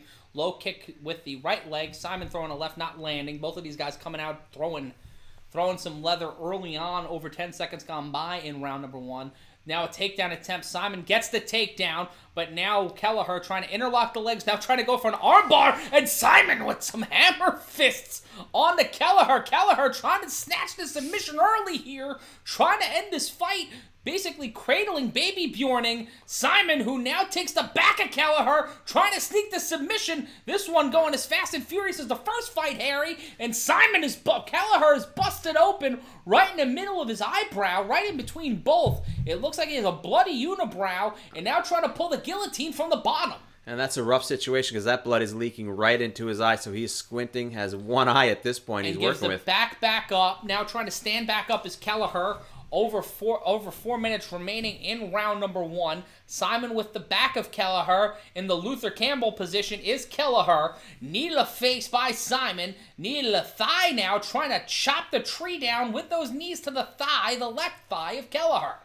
And then almost pulls the takedown. Kelleher holding on to the fence. Doesn't really do a lot. Now he's on both knees. Referee Keith Peterson telling him to get his fingers out of that cage. Hammer fist by Simon. In a variation of side control, but both men back up. And now Kelleher gets the throat. Tried to pull for the guillotine, but ends up on his back with Simon back on top. Now Kelleher trying to scramble and find a way out of it. Has to utilize his skills on the bottom here, interlocking his legs around the right leg of Simon. Now trying to pull for the guillotine, and now Simon gets his arm under the bicep, right underneath the throat of Kelleher. Kelleher in trouble. This one could end quickly here. 3:06 left to go, and now Kelleher reaching for the fence like it's the rope in a wrestling match. Nothing new in there. 3 minutes left to go. The pace has slowed down, Harry. But a bad position for Kelleher as Simon trying to squeeze in either a guillotine choke, anaconda. Or he's just trying to drive his shoulder and his bicep into the throat of Kelleher. Nothing doing there, though. Kelleher finds a way out of it, trying to take the arm and go for an arm bar. But now or both... Kimura, something. He was trying to sneak something, but Simon... it was a Kimura, now trying to lift his leg over the head of Simon. Nothing doing there. Now both men on their sides. Kelleher interlocking his legs around Simon. And now north-south position or variation of such. And a waist lock. And now going for the back again is Simon. Kelleher finding a way out of it. Trying to scramble to the top. Gets into a guillotine and gets Simon. But Simon will find a way out of it. Both men standing and back in the center of the octagon. Both fighters getting in a stance here. Going to exchange some strikes maybe. Front kick by Simon. And a front kick by Kelleher. Yeah. Bobbing and weaving here. Let's see what's going to happen. It's slowed down tremendously here. Missing with the right and a left is Simon on the 155 left to go in round number 1. A leg kick by Kelleher. And you can see that laceration. It looks like there's a second laceration above it and another takedown by Simon. Kelleher a little bloody here. He's got that gash in the middle of his eyebrow and then a one above what seems to be his left eyebrow. But now Simon on top and Kelleher trying to go for the arm again and now once again pulling for that submission. Cannot lock it in. Tried for a Kimura, tried for a guillotine. Cannot pull either. And a situation again, Simon taking control here. Kelleher trying to just keep his arm there so that there's no guillotine. But he is gasping for air, and there's a minute and 15 seconds left here as Simon is in control and nowhere near the... He's in the center of the cage. Both of these guys have tried to finish the fight. Both have tried to go for fight-ending submissions. It's the striking that really changed the pace early on, and it's why Kelleher is bloody. And grapevining the legs was Kelleher of Simon from bottom position. Gets right back up, but his back is immediately to the fence. Simon trying to keep the pressure. That's what the baby cage is all about. That smaller cage, keeping the pressure. And knee attempt by Kelleher, checked by Simon. 45 seconds left to go in the round. Fighters in the center of the cage. Simon controlling, goes for a takedown, but Kelleher stands up, keeps it going. Circling, that left hand from hell by Kelleher missed, but trying to go for those leg kicks, trying to tee up on Simon. Simon ducking and evading. A great first round so far by Ricky Simon. Almost got caught a few times, but has been controlling the pace of this fight. Spinning back elbow attempt missed by Kelleher. Simon dipped that and slipped that. 15 seconds now left to go. Leg kick missed by Simon. Left jab and then a leg kick by Simon. 7 seconds, both fighters in the cage. Ooh. Simon is a minus 1,400 right now, according to Jesse Goss in the chat. And we will end round number 1, Harry. That is a 10-9, maybe a 10-8. Kelleher could not get off the blocks there. Had a few opportunities to pull a choke, pull a submission, but Simon would find a way out of it, trying to find different things to kind of isolate. Look at that gash. Cut, and that's going down the long ways on the side of the nose. So it was just one cut right at the lip of the right eyebrow of Kelleher. Trying to stop the bleeding. desperately. Let's see here. Kelleher's corner. Can't hear anything due to the COVID mask, unfortunately. But that gash is rough. Yeah, that is awful. That might be a situation as this fight continues. We see the highlights. And we see Kelleher blocking those lefts, but threw that overhand right, got caught into the takedown. Great awareness there by Simon to know that punch was coming. And there we see the setup to how he got busted open. He got piñataed on the ground there by Ricky Simon. That's the one. The hammer Kelleher fist landed. The hammer fist landed and busted him open long ways here. And a different angle or a different, it might be a different highlight. But again, Simon quick to do the takedown. Round 2. Both standing in the center of the octagon. Right hand thrown by Kelleher, not landing. Simon trying to piece up Kelleher. Missing with that left, missing with a right forearm strike did Simon. Left hand landed by Simon straight to the face. Another quick left jab by Simon. Quick the snap and power in the punches of Simon. Front kick by Kelleher to Simon. And it landed. He got all of that. Yeah, he got all of that. Sent Simon on his bicycle for half a second. He got the shoe size and everything off that. Another leg kick by Simon to Kelleher. Head kick missed by Kelleher. Quick left landed by Simon. Tried to feign a takedown attempt and tried to throw a couple of wild strikes to Kelleher. Nothing doing there. 4:10 left to go in round number 1. Both fighters in the center here. Simon trying to throw a couple quick jabs here. Ooh, Kelleher landed something quick. And let's see, back and forth. They're both trying to land something big here. It feels like Simon's just trying to either shoot for a takedown or throw a big strike. It feels like he knows he has to keep that pressure on, but there's not that drive, that push, and Kelleher just playing keep away at this point. And then a head kick, Simon utilizing his reach there to keep Kelleher away, but he's not pressuring like he did in the first round. Now he tries for Kelleher, missing hard with an overhand right. And a flush kick, but caught! And Simon with the takedown! Grabs the leg, now gets caught! Grapevining the leg was Simon! Kelleher. Simon back up. Kelleher back up, and that cut has been reopened on the face of Kelleher. Yeah, he used the hammer fist to get out of that maneuver here. Both fighters to the center of the cage. Kelleher. And pardon me, it's not pronounced like Paul Simon. It's pronounced like Simone. Simone. Yeah, that's what I figured there. I'm sorry, I'm Irish. That's okay. I don't know better. You were hoping, I guess. Spinning back fist from Simone. But Simone gets a right hand to the temple, almost hit the reset button on Kelleher. Let's see here. It's just been a back and forth second round here a little bit. Kelleher trying maybe to feign that front kick again. And thank you to Liam Sanchez Goes to Vegas on YouTube for letting us know about that right hand landed by Simone, and then another overhand left, standing in the center of the octagon, 235 left to go, left hand landed by Kelleher. A low kick from Kelleher, followed up by a left hook. Quick left right into a low kick by Simone. Simmons. We're gonna change. Yes. We're gonna by the end of this fight. we're gonna Ellis Island his name. 2 right hands landed by Kelleher. Simone feigning a left right and then a left uppercut right strike, and another takedown attempt by Simone. Gets it, but almost guillotined.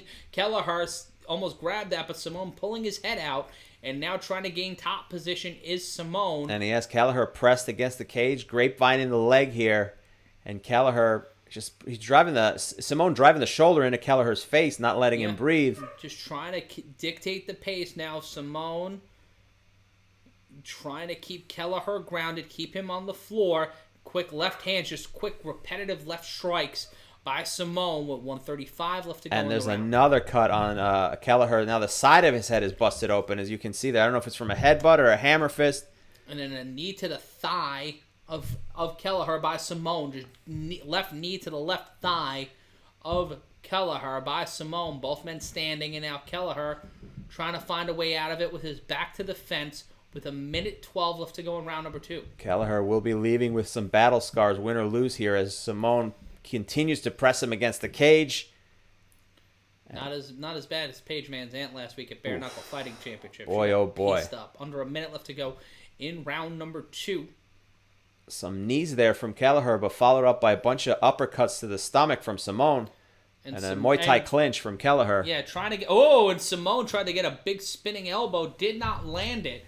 And both men trying to find some pace here. Uppercut by Simone with a right hand. With 37 seconds left to go and throwing bombs as Kelleher. Not landing, not connecting. And Simone trying to dictate the pace here. Keep this going. This fight started out in a flash. The pace has been kind of the same throughout. It's a little slower now. Been an ebb and flow all fight long. A wild swing there. Simone lands something here, 15 seconds. A front kick from Kelleher that barely grazes him. A little bit of bobbing and weaving here. Both fighters in the center. 10 seconds left to go in the round. Simone controlling the center of the octagon. Feigning a few lefts, not landing anything on Kelleher. Tried to go for a flying knee, did Simone. Not landing, and we will go to round number 3 with a kick to the dick. Close. Was it? Did it count? It didn't count. Peterson says it's fine. You hear what's going on in the corners? I will be right back. Okay, let's take a listen here. In Kelleher's corners, they try to stop that bleeding. That was a much better round, Brian. Much better round. You got to go for it now. You got him hurting. How's your calf feel, they ask him. I'm fine. Keep throwing that, too. The feints are really working, they tell him. And let's go upstairs a little bit now, they tell him. Let's get the combinations together. Let's empty it out. Let's get this, says Kelleher's corners. We see the highlights here. You see a kick, very close, a low kick, but it didn't. I don't think he meant to do that for sure, because he was apologizing to Simone, but I think it didn't go below the belt, but it was to the lower abdomen there. So we'll see here as we gear up for round number 3. Referee Keith Peterson's polo shirt is still buttoned up to the very, very top. With the black gloves, the man just looks like he's just under a shroud of mystery. We begin round number 3. Brought to you by Clinical Depression. Simon evading a left hook by Kelleher. Simone, throwing a left, not landing, leg kick by Simone. 4:45 left to go in the round. Oh, a head kick by Simone that lands. A head kick by Kelleher misses. Both of these guys are going to throw everything in their bag of tricks, and Simone pressing forward, just throwing hands, doing the Lisa Simpson whirling dervish. Kelleher feigning an uppercut, did not throw it. Trying to find the opportunity. Kelleher with that right hook. That right hook looks like it could kill you, but he's not been able to land it so far in this round. And a back and an elbow by Simone. It looked like a forearm shiver with the elbow, trying to jab it in there. He landed 2 or 3 elbows. I've never seen that. Simone getting the back of Kelleher, now taking the side, trying to go for a takedown. Kelleher stepping his leg inside in between Simone's legs. 3:56 left to go in round number 3. And again, Simone just hasn't pinned against the cage here. Kelleher trying to hold on. Squeezing out, turns around, got his back against the cage now. Face to face, both fighters. And now in the senior prom dance position is Kelleher pressing Simone's back to the fence. And Simone, they're trying to make sure he doesn't let Kelleher press him up against the cage, using his arms to get very low here, but he spins back and pushes Kelleher against the cage. And this has kind of been the story of the fight, Harry. Anytime Kelleher gets an opening, Simone will find a way to dictate the pace and regain control. Simone grinding Kelleher against the fence, trying to go for another takedown. Kelleher fighting back. It's been a 10-9 fight all the way. You can't go, I don't think you can go below 10-9 in each round, but so far going just to Simone, who's pressing Kelleher, trying to shoot the takedown again is Simone, and he gets it after a bit of a struggle from Kelleher, who tried to pull him in for a guillotine. Did not get it going, and Kelleher eating 3 straight right hands from Simone. Now under 3 minutes left to go, 2:46 left to go in round number 3 of 3. And Kelleher maybe trying to go for a Kimura lock, but Simon just squeezing him down. Kelleher's leaning on his stomach here. A weird side position by Simone, who's trying to now get his arms free. Kelleher just holding on to the arms to maybe stop the onslaught here. And in a very bizarre pretzel position. The legs grapevined, and he's pushing Kelleher against the cage here, but Kelleher looks out of it as far as breath goes, exhausted, just trying to survive this with 2 minutes and 10 seconds left in this third and final round. And you could, those Simone just trying to looks like he's small packaging and now just trying to squish the head of Kelleher with his right hip. Trying to pull for the Kimura is Simone with under 2 minutes now left to go in the round. Almost has it in, and he's got the Kimura.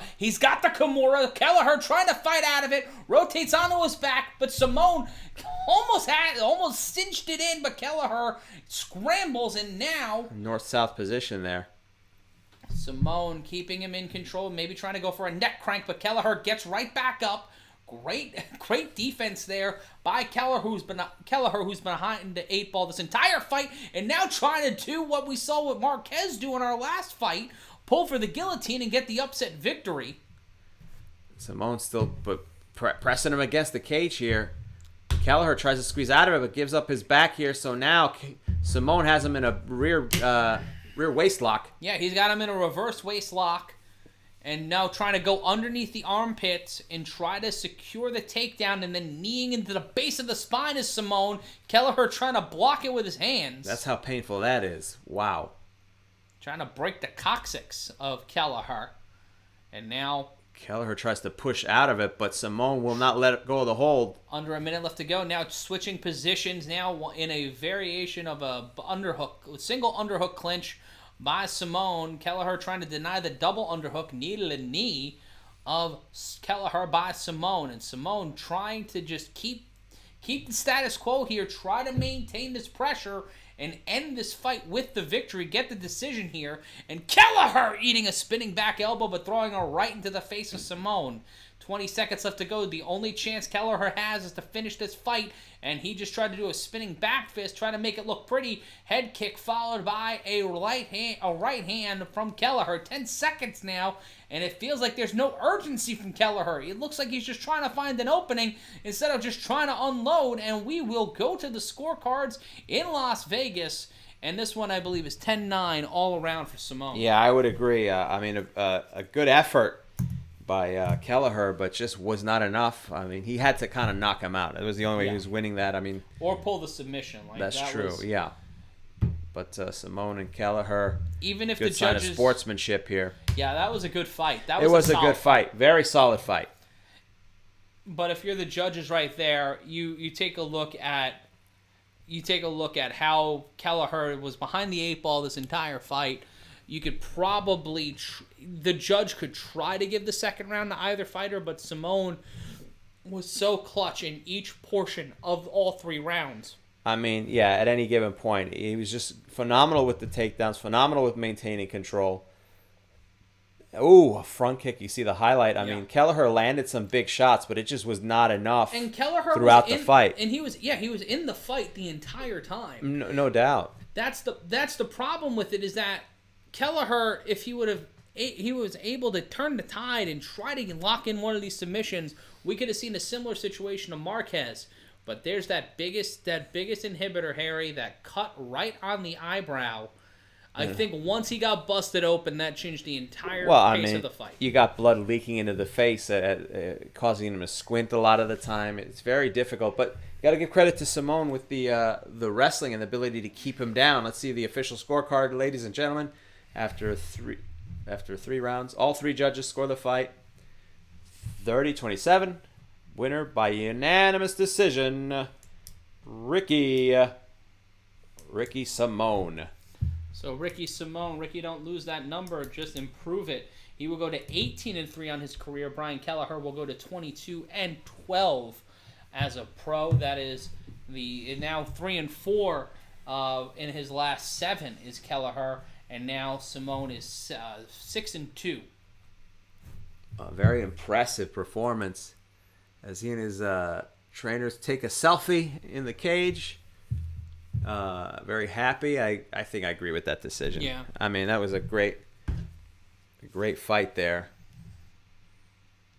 What are we doing here? And let's see here as we prepare. That was a good fight. That was a good fight. Yeah, that was a solid fight. We see some of the highlights here as we await the interview. Yeah, look at those elbows from Simone. And then Kelleher got a lot of good shots in. It just wasn't enough for Kelleher, unfortunately. And that was, that's the problem when you go into a fight with someone like Simone, who he's now 10-1 in decisions. So when it comes to fighting the full 15, it's hard to beat Ricky Simón. I mean, it was just an onslaught repeatedly, over and over again. Here is Joe Rogan prepares to interview Ricky Simón.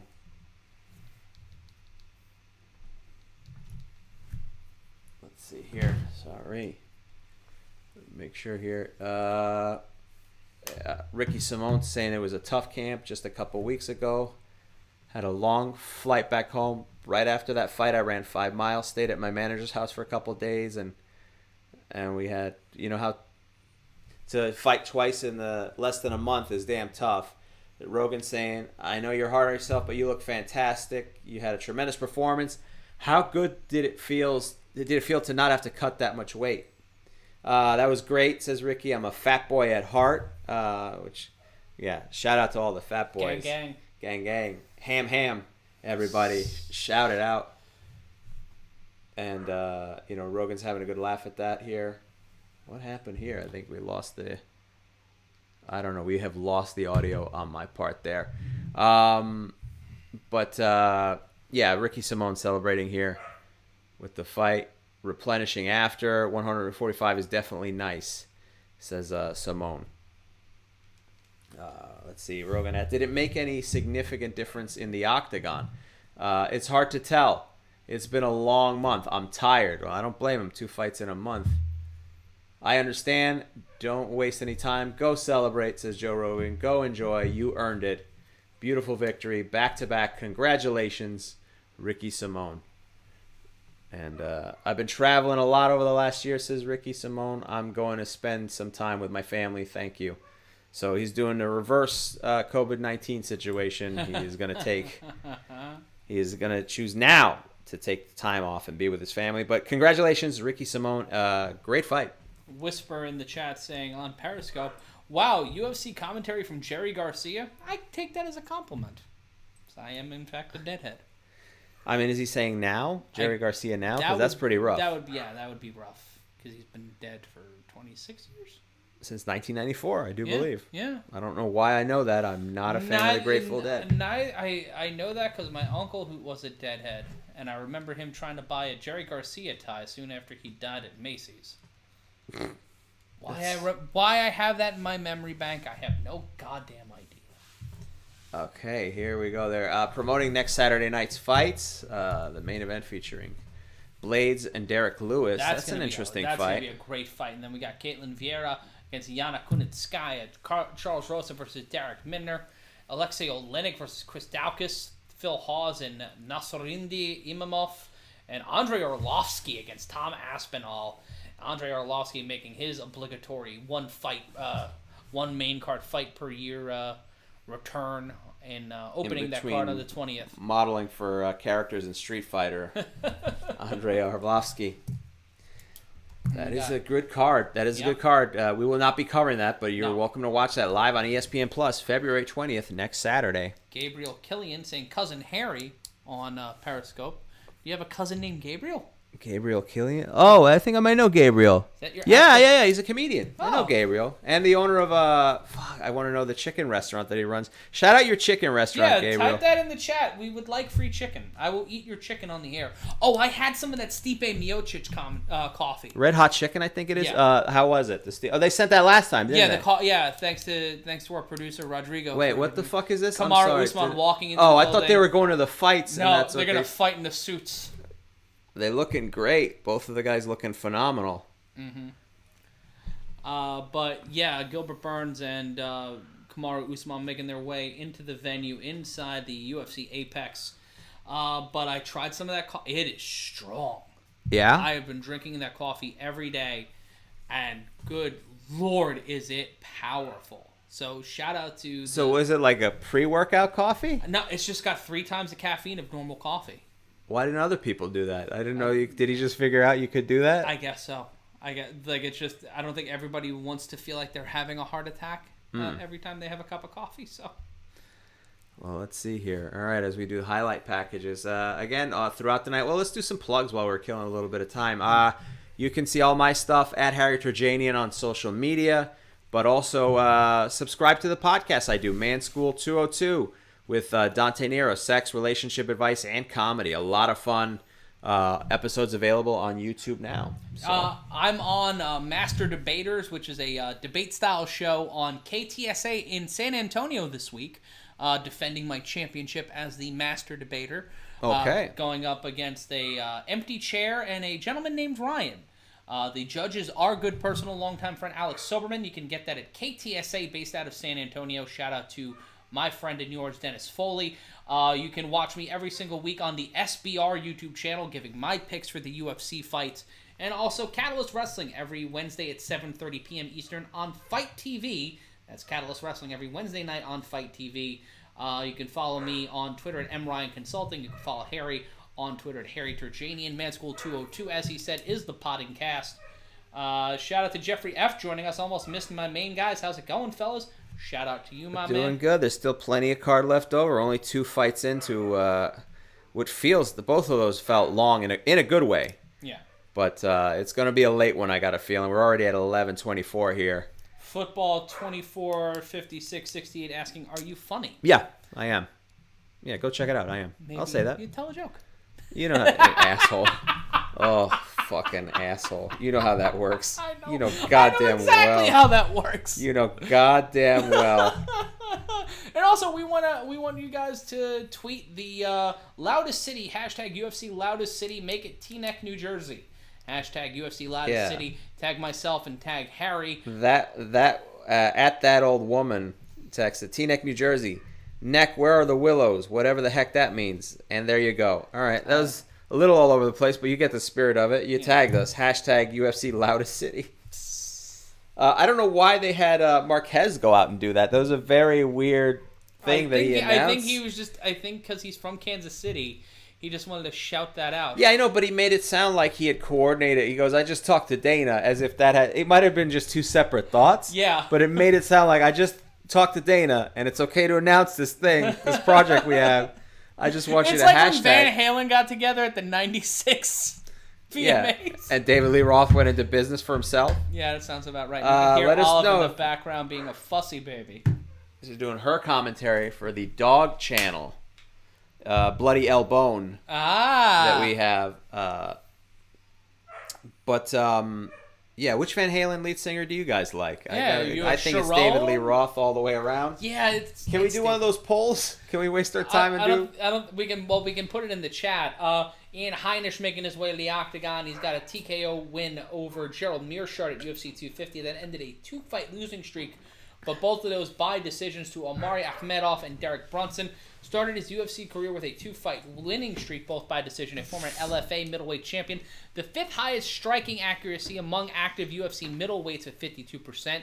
And he's got 5 knockouts, 2 submissions, 7 by decision in terms of wins. He's been submitted once and has 2 decisions, has yet to be knocked out inside the Octagon. Yeah, and another fighter who got his contract on Dana White's Contender Series. Mm-hmm. So a lot of those fighters tonight, because again, as we said initially, this is a card of not no names. I don't want to be insulting, but not marquee names. It's not 259.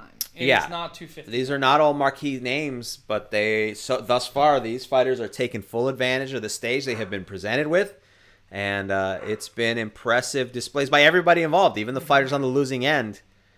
But let's see if that streak continues here as we wait for Kelvin Gastelum. Yeah, Kelvin Gastelum. Yeah, who's the minus 225 favorite? Heinisch is the plus 175 underdog. That is an interesting take from what was that? DraftKings? Yeah, DraftKings. Chuck Eshelman, to answer your question, Harry, Roth, Sharon, and Hagar in that order. Dave from New Jersey saying David Lee Roth, the better front man.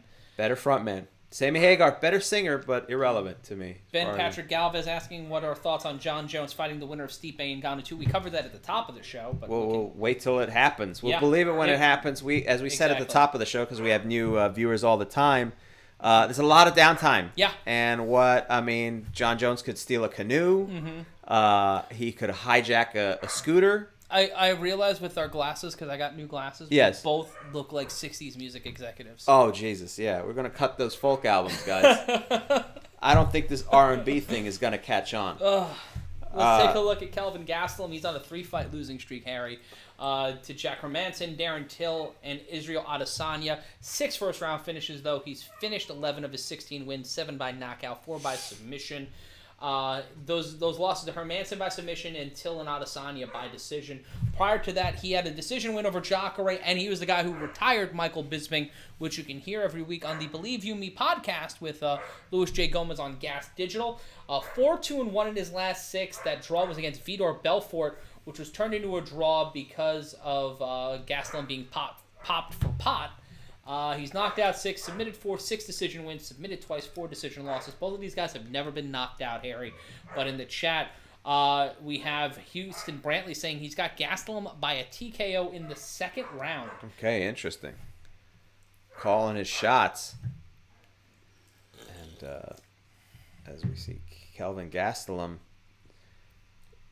pacing back and forth a little bit here. A lot of intensity. Let's take a look at the tail of the tape.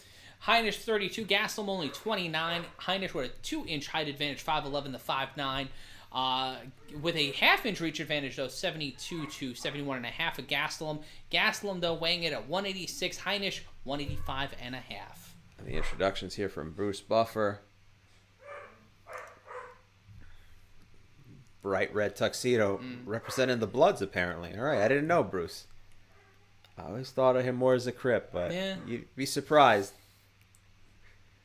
I should have noticed by the bandana he kept wearing. What? Did that get you? Him and Tekashi 6ix9ine just Him and Tekashi 6ix9ine. I would like to see... I like Bruce Buffer, but it would be fun to see him beaten into a gang. Not because I want to see him get hurt, but... like that he's ready, and they're like, "You ready for this?"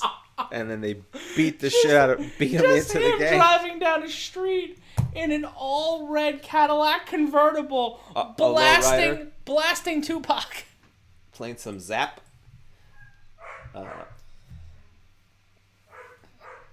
My dog is really not happy Gastelum's fighting Heinisch. My goodness, she was quiet the entire night and the last pay-per-view. Yeah, I think she was quiet for most of today, which is why she's trying to get revenge. Boy, oh boy. See, you made a mistake. You got to keep her up. Just play loud music. Don't let her nap so she's tuckered out. That's what you do with kids. I got my brother, and said they just keep the kids awake and keep coming up with activities so they don't go to sleep until they have to. Mark Smith, Cheeto Ortiz saying there's no gang in the world with a member tough enough to jump Bruce. Fair play. Tough enough. Jonathan Ron Cohn saying Hager had a better career, including solo stuff, than Roth. Well, let's get this started here. That's not. I can't argue with that. Heinisch, a lot of energy, trips up. Gastelum quick with a low kick. Heinisch and Gastelum trying to meet the frenetic energy of Heinisch. Leg kick by Heinisch, trying to shoot the single leg, gets the takedown. Gastelum in trouble early. Gets up, but is in a Luther Campbell position. Trying to fight out of it here. Needed a back of the thigh by Heinisch, the number 15th ranked middleweight, against the number 9th ranked middleweight, Gastelum. Gastelum gets back up standing, now controlling the pace here. Trying to go for a takedown. Trying to shoot a single leg. But good stuff there by Heinisch. Now trying to take the arm of Gastelum. Is Heinisch and Gastelum getting the arm. Trying to go for the Kimura. Trying to lock it in here. Trying to straighten out the arm of Gastelum. Gastelum trying to roll through. Trying to find a way out of it. But Heinisch has the legs grapevine. The right leg grapevine of Gastelum. Over a minute gone by now. 4:04 left to go in round number 1. Incredible thought process again. Just purposefully grapevining those legs. And still trying to get that Kimura lock. Just pop that shoulder out. Gastelum finds a way out of it. Tries to unload a few lefts into the face of Heinisch. Now has the back of Heinisch trying to pull for the submission here. And so far in his career, he's pulled 4 submissions. He's 4-2 when it comes to submissions. Heinisch has only been submitted once in his career. So that's a tough road to hoe for Kelvin Gastelum, who now has the back of Heinisch, who's pressed against the octagon. Both men standing. And now Gastelum pinning Heinisch against the cage, but Heinisch trying to get his way out of there. Oh, lifted up by Gastelum, but Heinisch lands on his feet. Tried to suplex him, but splaying out is Heinisch, as Harry said, landing on his feet. But once again, in control, and Gastelum gets the takedown, but Heinisch gets the Kimura again! Heinisch locks in the Kimura after the takedown attempt by Gastelum. Gastelum trying to fight out of it. trying to make sure relax his body and make sure that shoulder does not pop out. Heinisch trying to wrench the arm and spin it around 180 degrees in a way it shouldn't be bent. And now Gastelum gets out of it and now trying to control Heinisch from the bottom. An incredible level of strength from one arm and using his neck as leverage to keep that Kimura lock from being put in place by Heinisch. And Gastelum still on top. And Heinisch, pushing off his face pushing from off the bottom. And also locking up that arm. But Gastelum still on top, trying to posture up. Drives an elbow, but it turns into a forearm into the face of Heinisch. And then Heinisch rolls through, gives up the arm, but Heinisch will get away. Both men standing, Heinisch missing within a head kick. Both fighters to the center. A punch from Heinisch, a wild haymaker that lands. Both fighters, a low leg kick from Heinisch, a low leg kick from Gastelum. 2:02 left to go in round number 1. Both men in the center of the octagon. A right hook by Heinisch, not landing. Ooh. And a head kick by Heinisch and hitting the jaw of Gastelum. And Gastelum with a combination right-left and a head kick, glancing the head of Heinisch. Heinisch now trying to take the arm, trying to go for another takedown, and now Heinisch eating a couple of right hands to the face and into the ribs by Gastelum. Gastelum pressing Heinisch against the cage, driving his knees into the back of the thigh. Just trying to hold on to him, but Heinisch trying to do a judo flip. Yeah, he was trying to judo flip with that hip toss, and now a Muay Thai clinch by Heinisch, and really loose. And a single leg attempt by Gastelum gets the takedown. Heinisch right back to his feet, though, doesn't stay down. Reverse. Gastelum has a waist lock. And now trying to go underneath that thigh and try to go for that suplex, and Heinisch gets the arm again of Gastelum, trying to go for the 4th time for that Kimura, but Heinisch and Gastelum standing right back up. Reverse waistlock again by Gastelum. I don't even know who you give this round to. It's been so back and forth as far as control here, as Gastelum goes for a foot stomp here while he's got Heinisch. Needle back of the thigh by Gastelum to Heinisch. And Heinisch keeping mobile, walking around the octagon while he had Gastelum had the waist lock on him. Heinisch is a powerful dude. A front kick from Heinisch. Kick to the midsection. Long hair fat guy saying, Matt Ryan, it's me, Zach Amico. Is that Zach I don't know. It's a Could be YouTube Zach channel. Amico. It's the YouTube name Long Hair Fat Guy. That does describe Zach Amico these days. And it describes both of us, too. Yeah, that's true. I was very confused. I didn't understand that we were tweeting ourselves as we have 5 seconds left in this first round. Both fighters in the center trying to... Oh, a high kick. And then Heinisch slips on trying to match the head kick of Gastelum in a back and forth round. That was a wild first round, living up to tonight's fight so far. Yeah, it's been... Nobody's been taking it slow here. Let's see, Heinisch's corner. You've seen what he's going to try to bring now. He thinks he's coming for this wrestling. Now it's time to mix it up. Let me start seeing that jab. Let me start seeing that cross. The mixture is beautiful. Now what I need to see, a little more of it. Just a little more mixture, I guess he's saying. More energy also, they're telling him. And over at Gastelum's corner, focus on your defense is all we hear from Gastelum as they wrap here. Not much. They're a little bit quieter over in the corner of Gastelum. Round one again. And here we go, getting ready for round number 2. Chris saying, "Hey Matt Ryan, who's squeezing your nutsack like they're trying to press OJ?" Oh my goodness. The juice or OJ Simpson? I don't know. I would assume the juice. You would think so. Shout out to OJ, by the way. Follow him on Twitter. Because that's a thing. All right, some kicks here from Gastelum. Another inner thigh kick. Heinisch goes for a low kick. Oh, lands a right cross. Some wild swings from Heinisch. A wild swing from Gastelum. Throwing that right, and Heinisch trying to pull a takedown after that shot by Gastelum. Nothing doing there, and Heinisch trying to play keep away. A Pat McAfee style kick by Gastelum. Heinisch checks it. And feigning a left, leading with a right was Gastelum. Not landing either or. Some quick combinations attempted by Gastelum. Both fighters now pacing here in the center of the cage. They're a lot slower here. They're trying to be more methodical after a very fast-paced round one. But you see Heinisch with some of that energy still. He is still... Ooh, he landed a right and then a left uppercut.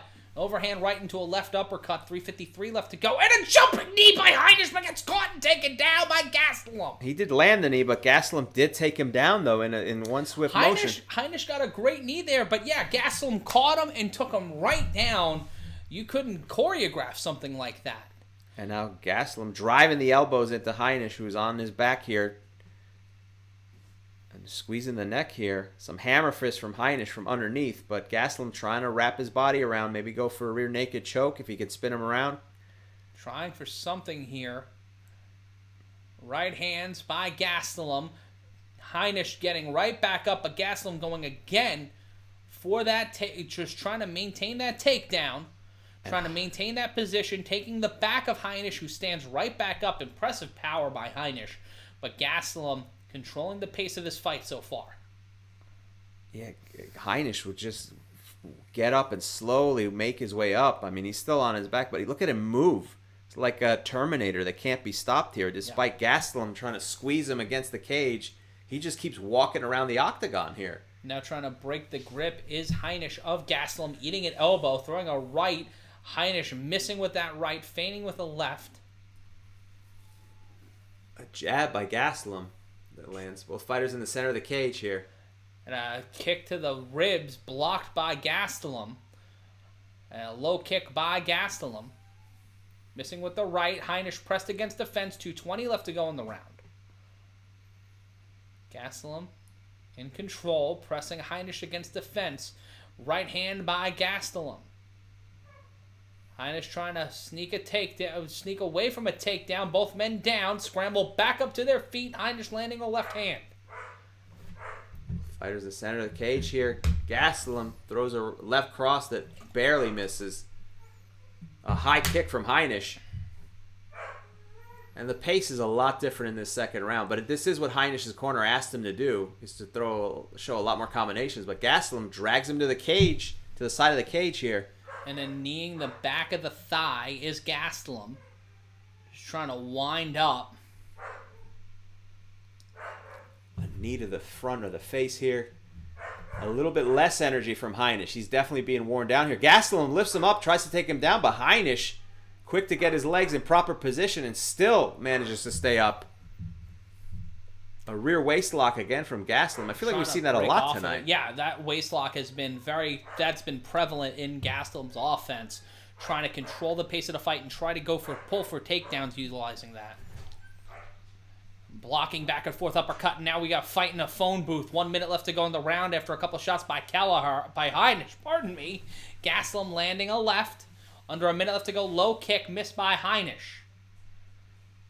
Feigning a right, and then landing a left body kick was Gastelum. Heinisch with a little bit of a mouse on his face, missing with the left hand was Heinisch. Under 40 seconds, a knee to the body by Heinisch. Right hand by Gastelum, trying to sneak the takedown. Gastelum landing a right elbow, 28 seconds left to go. Left, right, and a body kick by Heinisch right to the ribs. Gastelum trying to slow things down here, but that's opening opportunities for Heinisch, who evades a kick. And now Gastelum trying to go for the takedown. Reverse waist lock now applied again after Heinisch did a bit of a spin move. Heinisch pressed against the fence, just trying to make it out of this round. And now we will go to round number 3, Harry, with this round a little more even than the first one. A little bit more. We saw a lot more striking and some more combinations from Heinisch, which is what his corner said to do. Let's see. Let's go to so we see some of the highlights here. Oh, inside low kick by Kelvin. And then a flying knee from Heinisch. But he landed it, and man, Gastelum, almost out of instinct, was able to just continue the follow-through and take him down. Let's see what the corners have to say. Gastelum's corner. I need from you is more counters. When he finishes his kick, boom, boom, it's time to drop this motherfucker. great piece of advice with the Boston Strong on the jersey there. Time to drop this motherfucker. It's great advice if I've ever heard that. Yep. That advice is useful in a lot of other circumstances in life. When in doubt, drop this motherfucker. Here we go, round 3.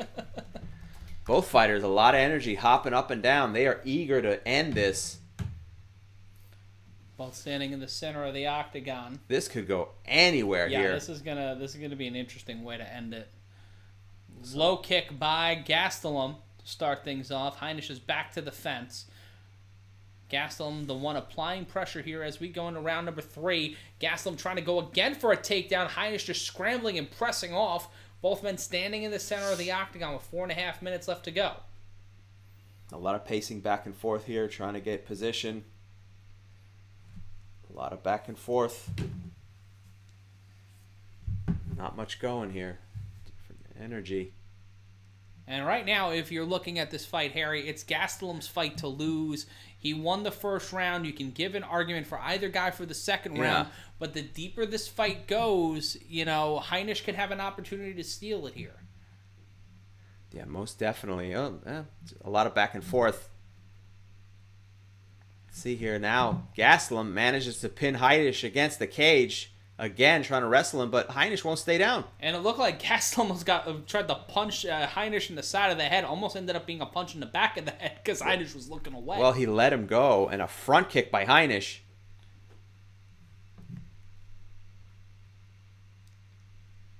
And it's an opportunity here for Heinisch to try to steal this fight, try to steal the victory with just about 3 minutes left to go in the round. I'm Matt Ryan. That's Harry Terjanian. We're trying to give you all the coverage here at UFC 258 live, the fight from the UFC Apex in Las Vegas. We're here coming to you from the Tunnel of Love in New Jersey. We've got Juv here from Uzbekistan. Just pinned against the cage. Gastelum again. It's been back and forth, but he can just never keep Heinisch down. Every time he tries to get him down, Heinisch is, for the most part, able to quickly get up. It doesn't take very long, and pacing around the cage.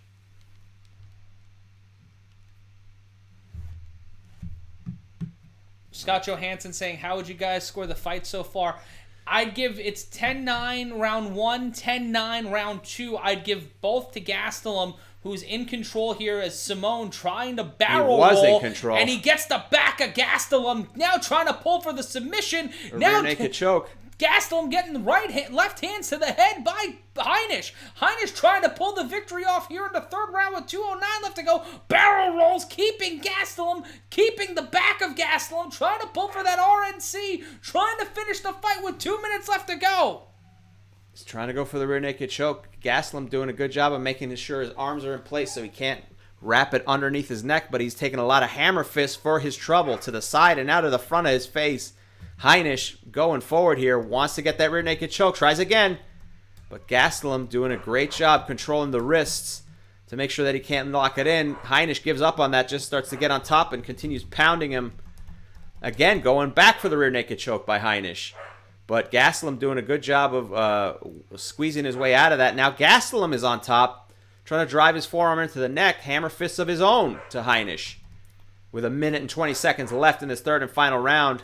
Inside, and both men standing once again, minute 16 left to go. Heinisch gets up again and again, moves away around the octagon. And barrels does a cartwheel, does Heinisch, to get out of it, but it might have taken his breather. Here we go, and Gastelum throwing some combinations here, but Heinisch clinches him. Now throws some punches to the ribs. Gastelum knees him from that position. Both fighters split. 50 seconds left to go in the round. Shout out to Dan Sardi from the UK. We apologize for Olive being an asshole, but she is a less than a year-old dog who doesn't like being cooped up. Heinisch with a takedown attempt, and back and forth here until both fighters get back up to their feet, but Gastelum trying to push Heinisch against the cage again. Throwing right hands, and Heinisch a little limpy there, pulling away from that exchange. Missing with that left was Gastelum. Both men breathing a bit heavy here, but look like they could play another fight another 5 minutes. And a takedown by Heinisch. But with 10 seconds left, there's not much going on there. Some hammer fist from Heinisch. And takes the back of Gastelum, but this one will be going to the scorecard. Second straight fight going to the scorecards, Harry. As one more takedown by Gastelum, and I think that one will seal it. Another 10-9 round for Gastelum. I mean, this has been a great back and forth fight. A lot of great wrestling, some great strength from Heinisch to be able to keep from being kept on the ground, kept from the side of the cage. I mean, look at how exhausted Gastelum is from this whole situation. Look at some of the fight highlights here. Oh, a kick to the inner thigh from Gastelum. Close to a dick kick. But a high knee, again, the high knee by Heinisch that was carried down by Gastelum. Just some more combinations back and forth. There was a lot of striking. As this fight went on, there was more and more striking between these two. We see some more highlights. Gastelum with a final takedown on Heinisch, but Heinisch then grabbing him into a front face lock, Kimura choke. Heinisch had a hell of a fight here. Excuse me. Yeah, you could see that his face is a little swollen up. This is the fight Kelvin Gastelum needed. He needed to prove that he can still mess around with the top 15. Right now, I think it's Gastelum. I think Gastelum wins this fight.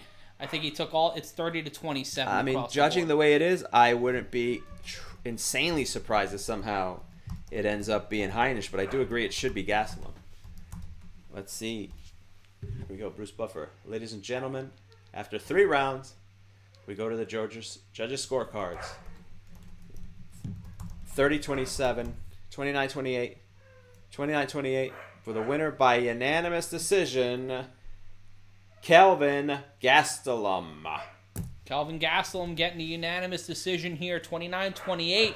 I gotta wonder what round those other two judges gave Kelvin Gastelum to make it 29-28. I don't know. I mean, maybe the first one? No, I would think the second round. If you're looking at any of those 3 rounds, the second you can maybe make an argument for the third, but the second round was the clearer of the two for Heinisch to get a 10-9 in his favor in that second round.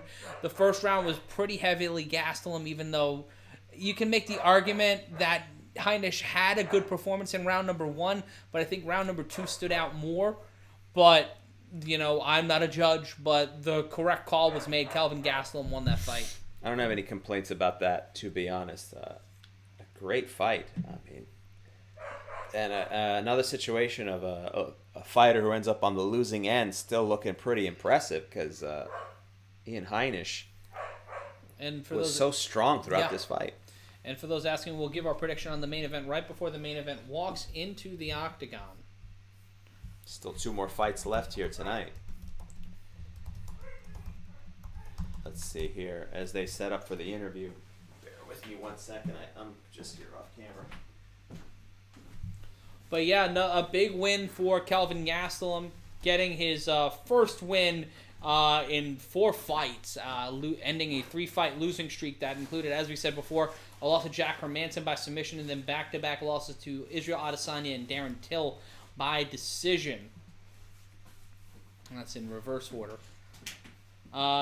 People asking for the Cowboy Diego fight. Not a lot of early thoughts on that yet. I haven't really done my research on that fight yet. I'm excited for that one. There's no dog fighting. Garrett Whitcomb says, who needs to buy or steal a pay-per-view when you've got Matt Ryan? Dude is electric. There we go. It's loud. Harry, we've got Kelvin Gastelum and Joe Rogan. Let's see. Kelvin Gastelum saying, I'm very happy. Rogan saying, why are you so emotional? Kelvin saying, it's been 3 years since my last win. Coming back to back losses, it's not easy to get up here again and again and again after failing a few times. It's not easy to get motivated again. But listen, anyone that's going through some stuff, some failures, some setbacks in their lives, listen, you guys can do it if you get your mind right, get your body right. Let's keep going, baby. I know it's been hard. It's been a tough 1.5 years for a lot of people. Let's do it. Rogan says, Kelvin, you came into this fight against a big, powerful wrestler against Ian Heinisch, but you really managed to control the wrestling. You had some fantastic moments on your feet. This was real championship caliber fight. You look like a real veteran in there. He says, thank you. I know I expected my experience to pay dividends. That happened, and also my wrestling, getting back to my wrestling roots lately. And I've been doing a lot of good stuff at his academy. And King's MMA, they've been helping me out. So thanks to my team and all these guys. Rogan says, you're still at the top of the heap in this division. You're still one of the very best 185-pounders in the world. With this victory over Ian Heinisch, what opposition would you like to see next? Kelvin says, I know there's a big fight, Acosta, and I didn't hear the other. If one of those guys falls out, I will be ready. Rogan says, Calvin, enjoy this. Welcome back to the winning side. And Calvin says, I want to give a shout-out to Ricardo Testad and a lot of people, my family back home.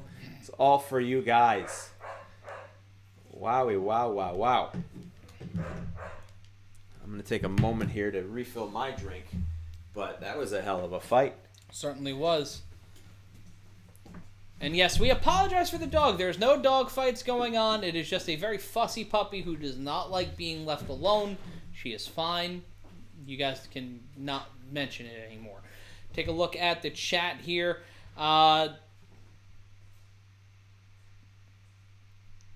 shout out to Chris who runs a rescue. Let us know what that rescue is. We'd love to support it. We've raised money in the past for the Chow Chow Rescue of Central New York, where Olive came from and where Chubby, our former dog, came from. Shout out to the Chow Chow Rescue of Central New York, and shout out to all no-kill shelters out there.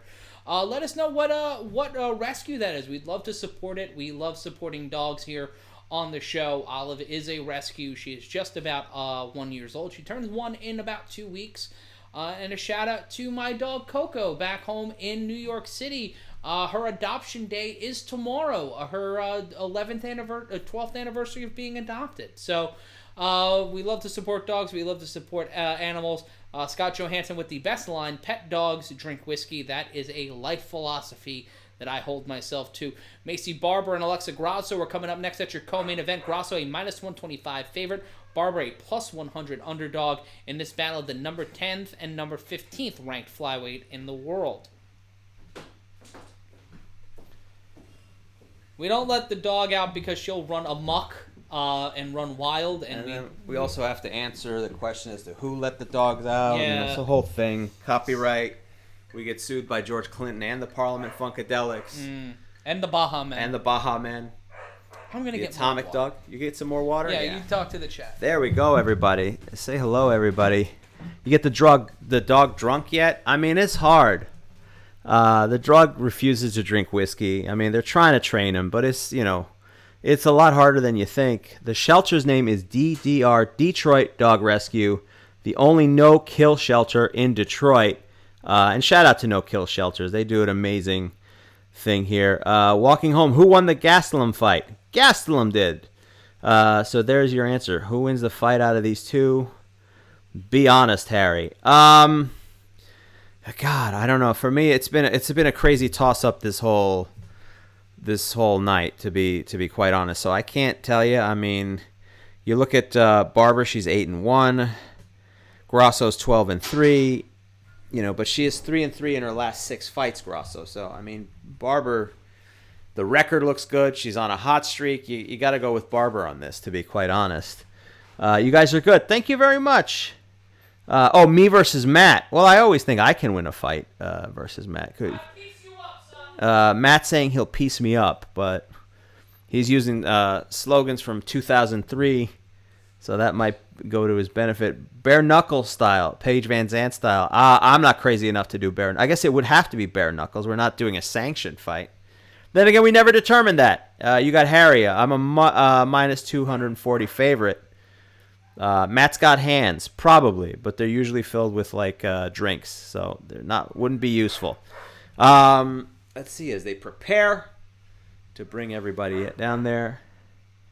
Van Zandt. Oh, Van Zandt. You guys have been excellent. Well, we appreciate it. We're bringing you some coverage of these fights. For those of you who don't feel like shelling out the cash, maybe you can't shell out the cash. But if you've enjoyed what we're doing, do us a favor. Hit the subscribe button. Hit the like button. Follow us so that you know when we're doing that, whether you're a part of Combat Culture, Bloody Elbow, or MMA Mania, wherever you are following us tonight.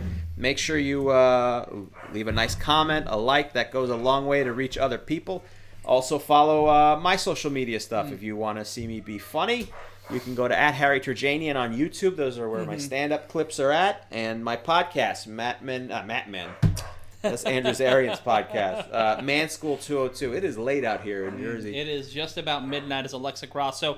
4th highest striking defense in strawweight history, 63.4%. 8th highest striking rate in UFC strawweight history, 5.25 strikes per minute. 4 wins by knockout. Toker 88, Matt Liver of Stone Ryan. I mean, it may not be stone at this point. It's definitely hard as a rock, let's be honest. Shout out to Matt Ryan from the fake Trevor Lawrence. Shout out fake Trevor Lawrence. If you're the real Trevor Lawrence, follow me on Twitter. HJank12, when's the first time? We've been doing play-by-play since September of 2019, so we're glad to be here. It's been a long time. We've done one Bellator and all the UFC pay-per-views, and then also a Mike Tyson, Roy Jones Jr. fight.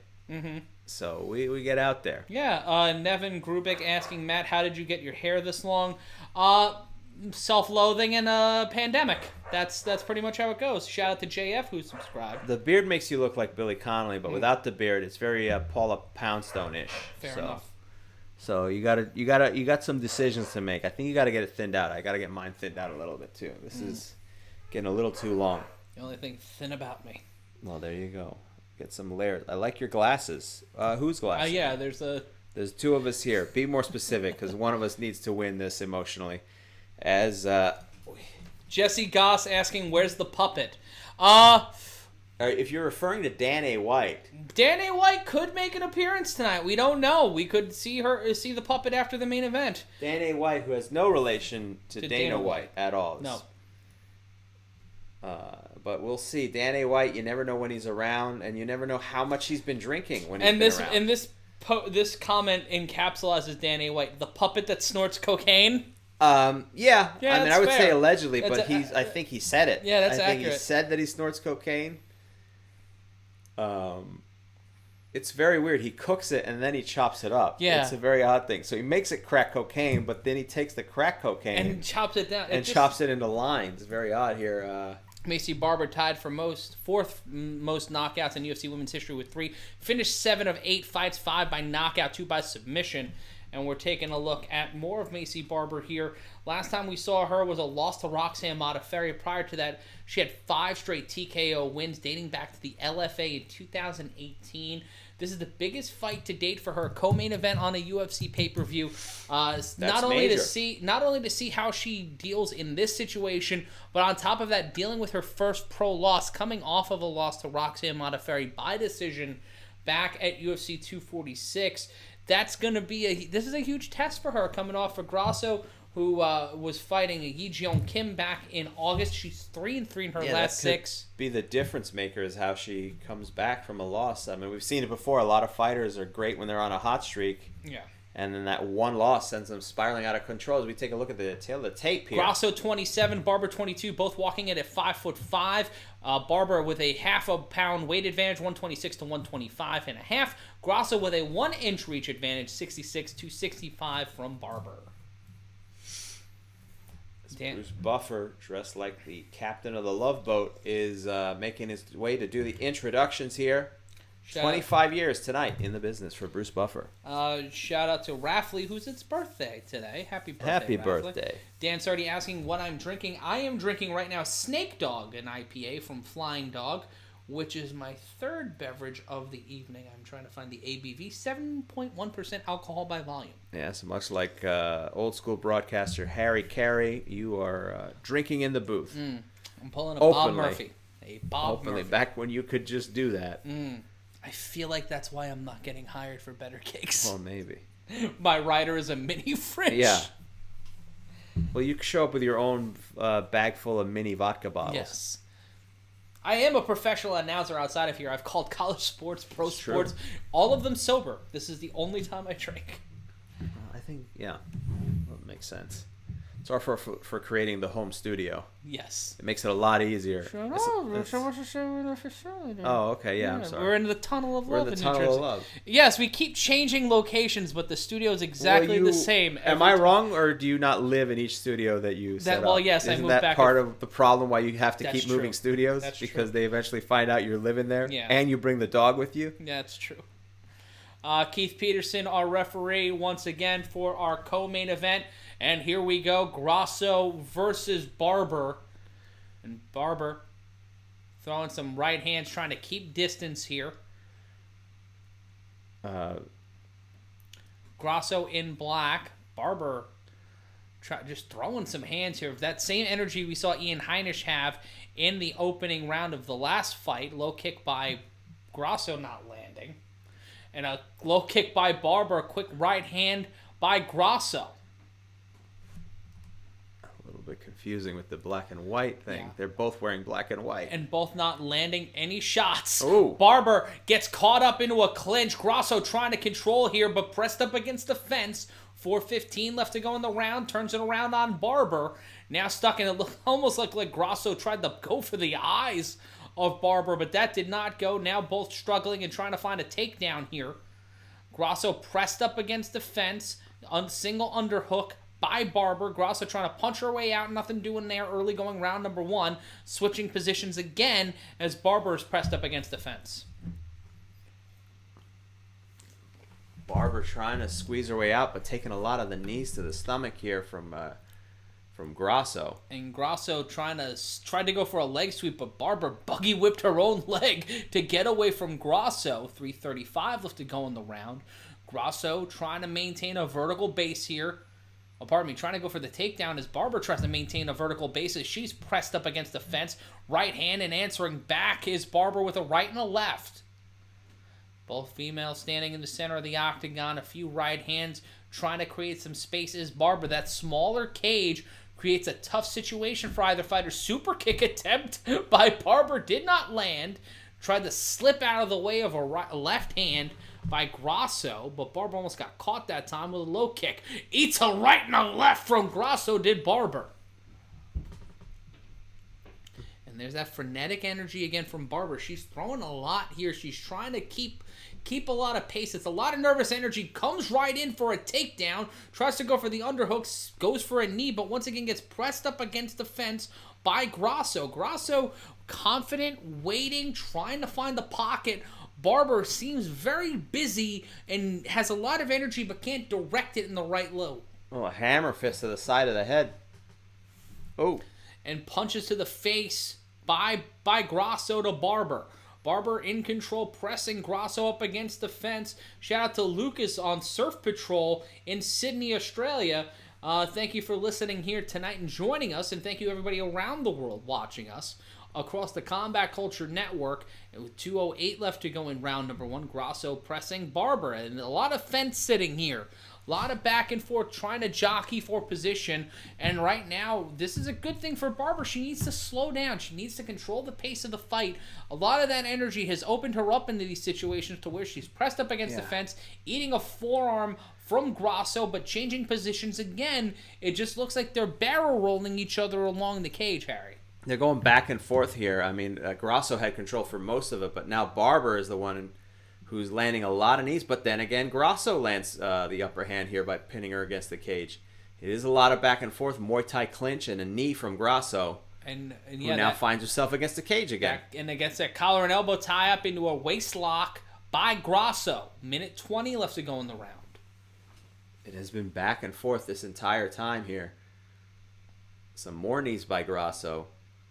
Trying to alternate that interlock, and a right hand followed by a left by Barber. Barber saw blood, but she ate a shot from Grasso, threw a wild left and did not land. 1 minute left to go in round number 1. Grasso in the center of the cage.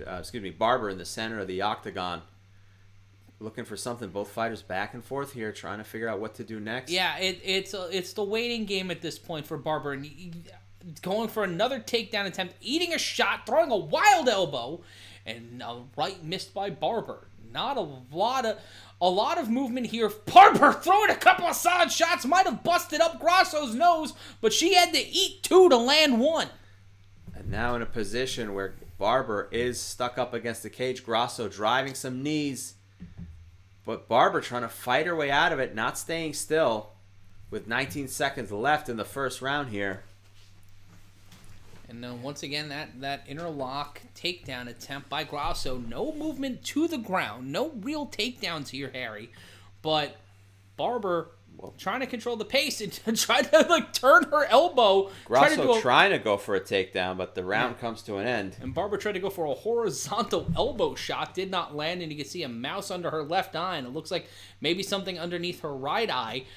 I don't know who you give that round to, Harry. I'm inclined to give 10-9 to Barber because she controlled a lot of the pace, but it wasn't really enough to give it an emphatic and anything in her favor. Barber's corner telling her you got to disrupt her rhythm. Okay, you got to disrupt her rhythm. What do you got? What can you do to disrupt her rhythm? You got to bring that elbow in, and they show the highlights here. That left hand by Grasso was stiff, an overhand left, and then a right elbow by Barber into a left hand. And both of them doing the old Rocky III where they both land a punch, and then Barber finding her way out of that scrum, but it was just a back and forth. Yeah. Nobody could just either of them would get 2 or 3 combinations in, and then they would just get turned around. But here we go, round number 2. Referee Keith Peterson starts up. Here we go. Both fighters to the center, bouncing around a little bit. Barber with a low kick, eats 2 right hands from Grasso. And the waiting game continues. And Grasso switching her stance, misses with an overhand right, and that frenetic energy again from Barber. She's one of those fighters who switches to southpaw and then goes back and forth. Feigning with the right and the left. Charles Woodson saying Grasso with the lightning quick hands. Congratulations to the former Raider for being nominated and to be inducted in the Pro Football Hall of Fame. And Grasso controlling the center of the octagon, waiting for Barber to step in. Barber staying away, trying to load up, both fighters missing a litany of shots there. Oh, Grasso landed that one. More combinations, but Barber goes for a high kick. Missed that head kick bad. Both fighters trying to land some big punches, but the consistency hasn't been there.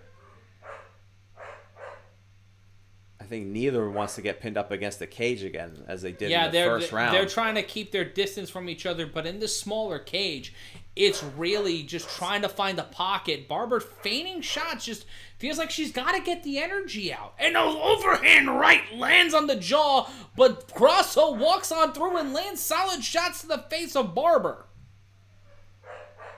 And now Grasso stalking Barber, but they go do a do-si-do into the cage here. For the moment, Barber has it, but Grasso trying to squeeze out of it, land some hammer fists. Sydney Hernandez asking who the dog is rooting for. The dog is neutral. She's calling the fights for other dogs. That's what she's doing right now. She's being an independent broadcaster, and Kathleen unbiased. McDermott, if you want, fuck you, Kathleen McDermott. You're banned. What happened there? Huh? She said, kill the dog. Fuck you. Kill the dog. All right, that's absurd. Here we go in the middle of the fight. Again, another do-si-do. I mean, Barber grabbed the waist, but she gets spun around, and now Grasso trying to flip her over. But they both end up pinned against the cage here. For now, Barber has control. But Grasso now takes control. It is a back-and-forth situation. You're pressed up against the cage. Same old here. Barber, this has been the phase of this fight. This has been the story. They've been going back and forth to try to get control. Every once in a while, Grasso lands some knees to the stomach here. But then Barber takes control. You know, it's back and forth. And both fighters break it up. Back to the center of the octagon. 2:09 left to go in the round. A left cross from Barber that lands. Lands with a right. Right hand by Grasso. Some big shots landed, but both fighters back to the center, being very careful with 1 minute and 50 seconds left in this second round here. Barber bobbing and weaving. Minute 45. Feigning some punches from far away. That's a little confusing. She had no shot at landing that. A front kick that also misses. Let's see the situation. Grasso tries to sweep the leg, but misses. Some more feigned jabs from Barber. Ooh, she lands a head kick. Does Barber. And Barber pounces on Grasso.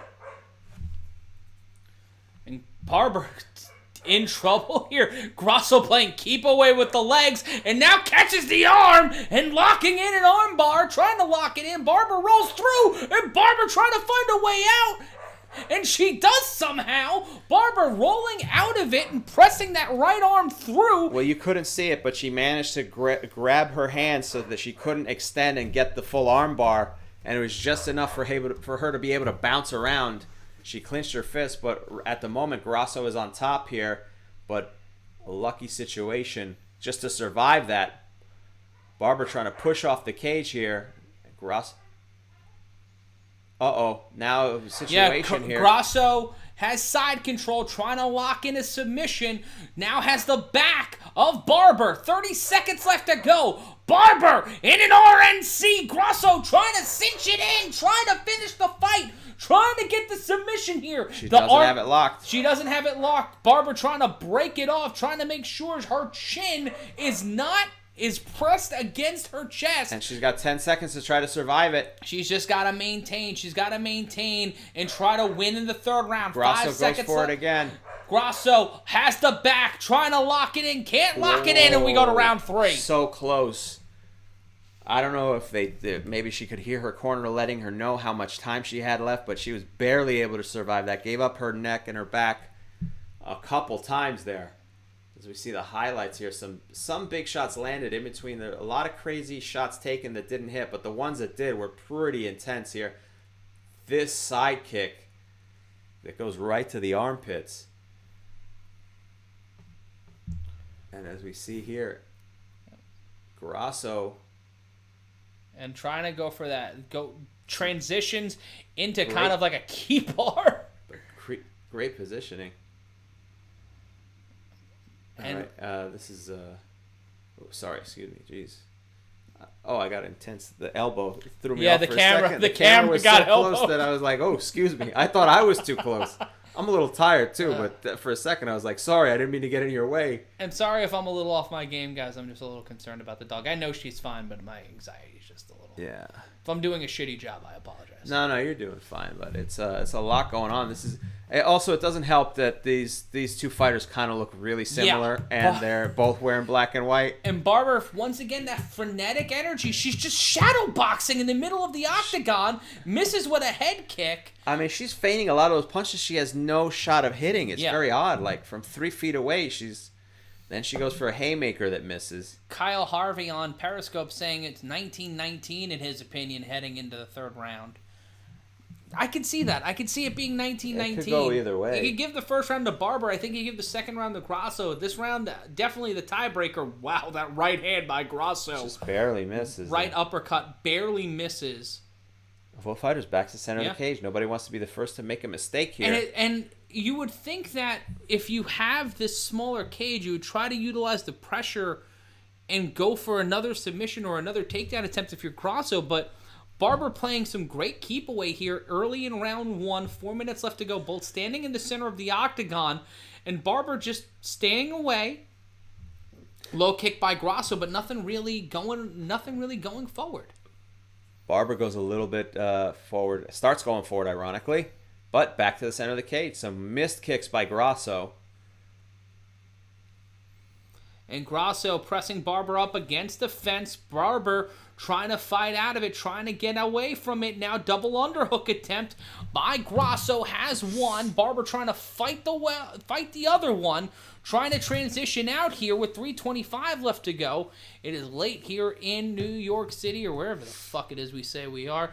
3:18 left to go in the round, and trying to knee her way out of this is Barber, who's pressed up against the fence, trying to melt her way out of it, and basically Alex Mack herself out of being pushed up against the fence. This is the longest that either fighters maintained control, I think, in this fight. It Grasso feels had that it, but way. now she loses it. And Grasso once again pressing. Now she has it again. Yeah, pressing Barber up against the fence, pressing her up against the octagon, but Barber gets a takedown, but immediately delayed and grapevined by Grasso. But Barber standing, getting back up to a vertical base, lands a right hand, evades the legs, gets the takedown, maintains the takedown, and now trying to go for a guillotine, lands a knee as both fighters get back up. A left hand landed by Barber, and we're throwing hands with 2:30 left to go in this fight. It's been interesting so far. Barber getting on her bicycle, trying to move out of those punches. Barber throwing a lot of haymakers here. Missed a couple, and a third and a fourth. Throwing hands is Barber, pressed up against the fence is Grasso, pressing the left arm underneath the jaw is Barber onto Grasso. Grasso pressed up against the fence, knee to the side by Barber.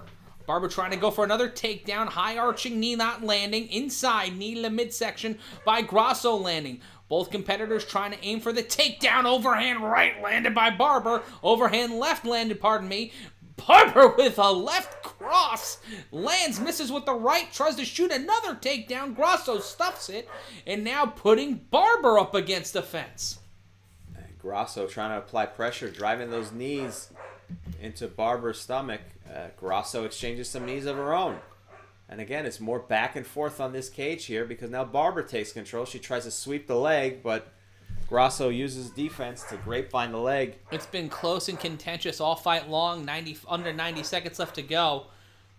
And Barber trying to get the win here, trying to get back on the winning track after her first loss. This has been a good fight by Barber, but Grasso is here to play as she gets pressed up against the fence now and trying to take her down is Barber. Grasso trying to stop it, right hand to the face by Barber. Back and forth, and now Grasso has Barber pinned against the cage here. With less than a minute to go in the third round, something has to give here because this has just been back and forth, and I wouldn't know how you judge a winner. So far, some more knees by Grasso. She's got to get more aggressive here if she wants to win this in the last 44 seconds. And pressing up against the fence is Grasso.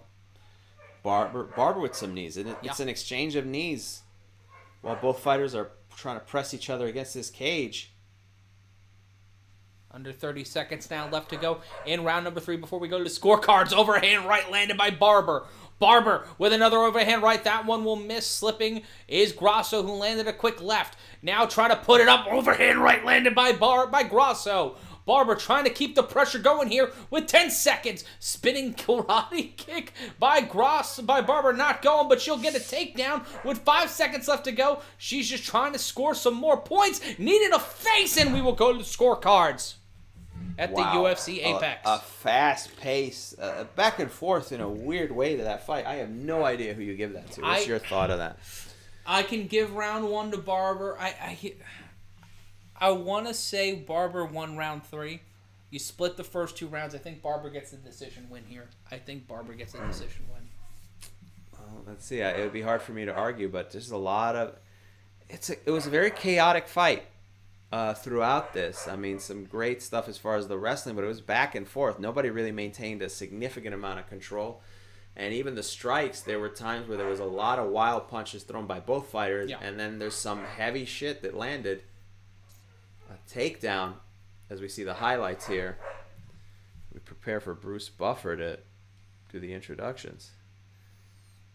And I can see the Vegas judges giving it to Barber, even though some people are saying Grasso should win that fight. Let's take a look at these stats here.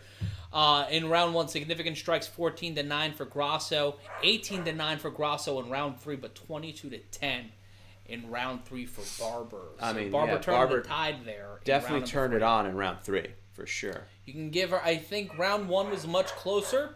I can give round 1 to Barber. I can give round 3 to Barber. But I'm not the judge, so we will go to the scorecards, Harry. When Bruce Buffer starts to make the talk speak, let us know what the deal is.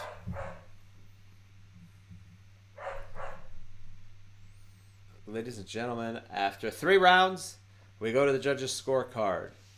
All 3 judges score this contest 29-28 with a winner by unanimous decision, Alexa Grasso. Alexa Grasso getting the win, 29-28 across the board. A solid win for Grasso. I can see them giving her that win, 29-28 across the board.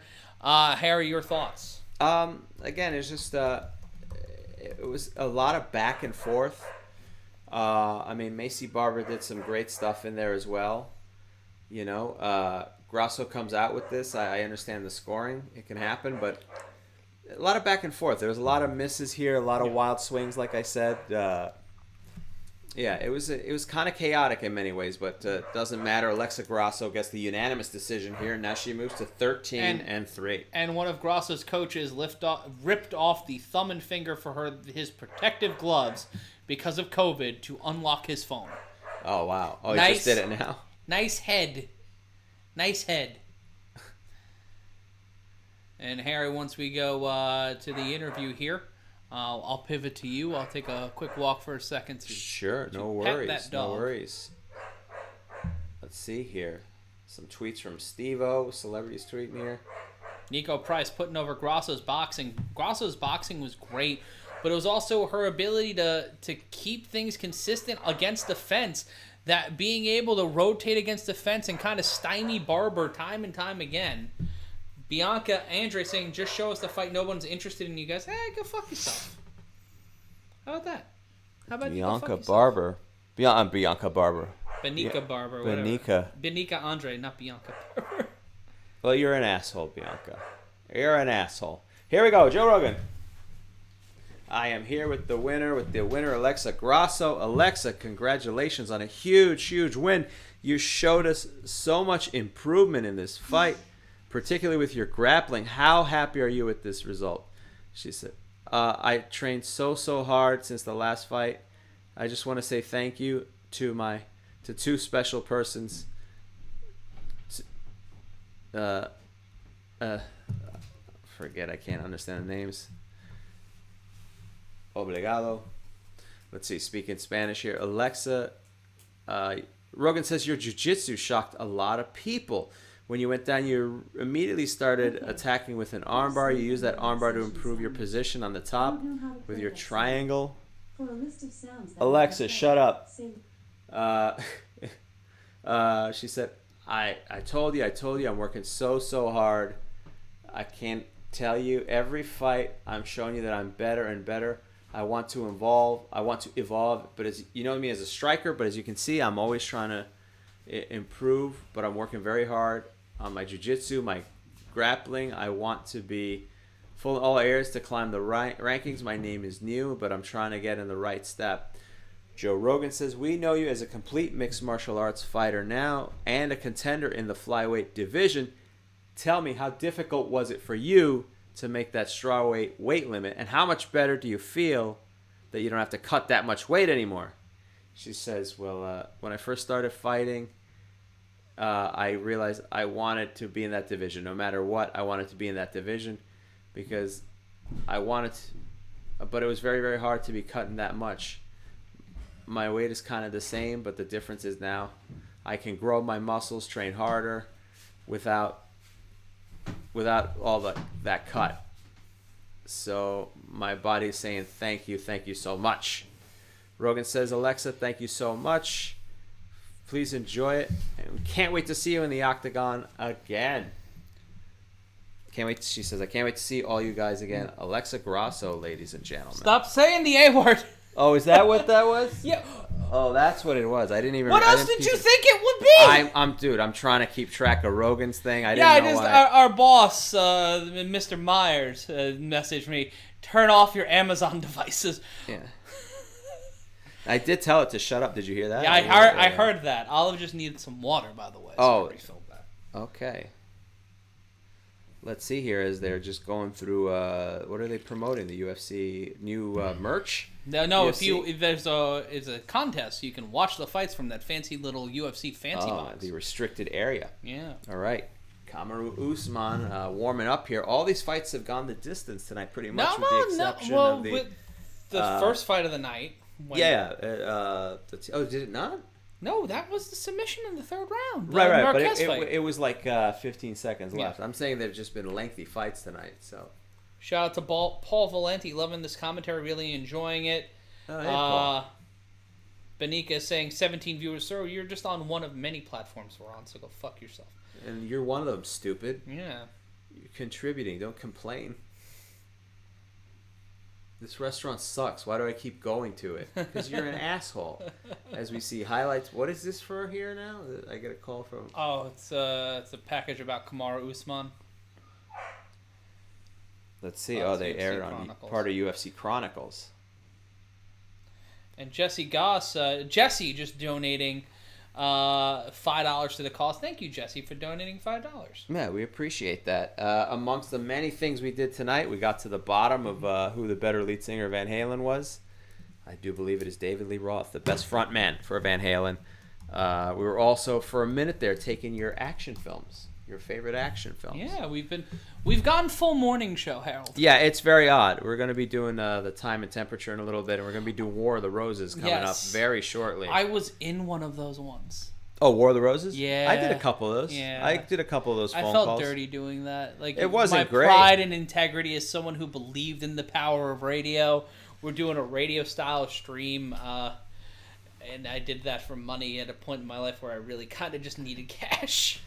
Boy, you look at that, doing that prank phone call, that fake prank phone call, the way people, like, turn tricks. You're like, I'm not ashamed it's of emotional it, I'm not proud of yeah, it. It's emotional prostitution. Let's see here. See Martinez driving back home. Thanks for the fight company. Thank you. Like, that's the fun thing about this show. Like, we got people like Toker. We've got guys like Number One George who join us every show.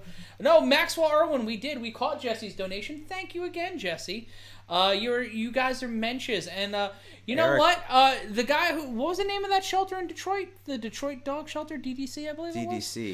DDC. My man's who runs the shelter. Please message me on Twitter at MRyan Consulting. DM me. Would love to work with you guys on a way to raise money for you for UFC 259. See if the bosses who are watching are cool with it. Text me and let me know, and you know what? We'll bring back the Don Fry print. Okay. The Fry Takayama print. We'll bring that back for March and raise money for the dogs in Detroit. And some people mentioning Die Hard as their favorite movie. It's a good Christmas movie. It's good. David Lee Roth is the best frontman, but not the best singer. Agreed. That's a fair point. That's a fair point. Yeah. DDR is the name of the Detroit Dog Rescue. Detroit Dog Rescue. Thank you for doing it. And it's a no-kill shelter, so thank you for doing that. Yeah, we want to raise money for that shelter. We want to raise money for all shelters. Like, dogs are very important to me, to Harry, to Steph, to all of us here. And Alexander Diaz, thank you so much for donating $5 to the cause. Thanks for this, guys. We're working. I can't see the fight, so keep up the good work. There you go. Thank you. We're almost at the main event here. What has been a very entertaining card so far, yeah. I would say. It was pretty good. I mean, especially considering the low expectations we have, it did not disappoint, but we'll see what the main event brings us here as Kamaru Usman and Gilbert Burns go at it. You're seeing the highlights package right now of some of Gilbert Burns' greatest hits, literally. Just back and forth. The power in those fists is pretty incredible from Gilbert Burns. Shout out to Salvador from Nicaragua. Tracy B saying adopt, don't shop. Exactly. Don't do that. Adopt. People asking who we got in the main event. I said this on SBR the other day, and I'm going to say it again. I got Kamaru Usman. Yeah, I got to go Kamaru. It's hard for Usman. It's hard for us to go up against anybody. Like, Kamaru Usman's a monster. He is a beast. Gilbert Burns, too. Nothing to take away from Gilbert Burns, but we take a look at the past couple of fights here for Gilbert Burns. Jorge Masvidal. I'm sorry, Kamaru Usman defeating Jorge Masvidal in July. That was huge. Huge. I mean, it pretty much stopped the momentum that Jorge Masvidal had. Yeah. So, like, we've got, the win against the Masvidal back in July. This is his third defense of the welterweight title. His first defense was against Colby Covington, and we called that, that was a fucking decimation. And it was the first stoppage. Yeah, it was the first stoppage when Usman had since 2017 against Sergio Moraes. Usman's knocked out 7, 1 submission, 9 wins by decision. He has only been submitted once, Harry, and that was in his second pro fight. Wow. Okay, so this is potentially an interesting main event. We will see what happens. Is that a different weight class for Kamaru Usman? And we see the highlights package continues. Finally, the fighters are going to make their way to the center of the cage. And Mike Keeley saying in the Facebook chat, you guys should consider the short time required of Masvidal. Yeah, no, that's fair. Like, I agree, but it's still Jorge Masvidal. Yeah. I mean, it's... And no matter the situation, it's a title fight, and Usman and Masvidal went the distance, if I remember that correctly. But even then, like, is still what he did against Colby, how he earned the fight. And Gilbert Burns, his last opponent was Tyron Woodley back in May. And it was a decision win. And he didn't finish Tyron, but neither did Usman. But you take a look at the wins that Burns had heading into tonight. It's a win over Woodley. It's a TKO against Demi and Maya.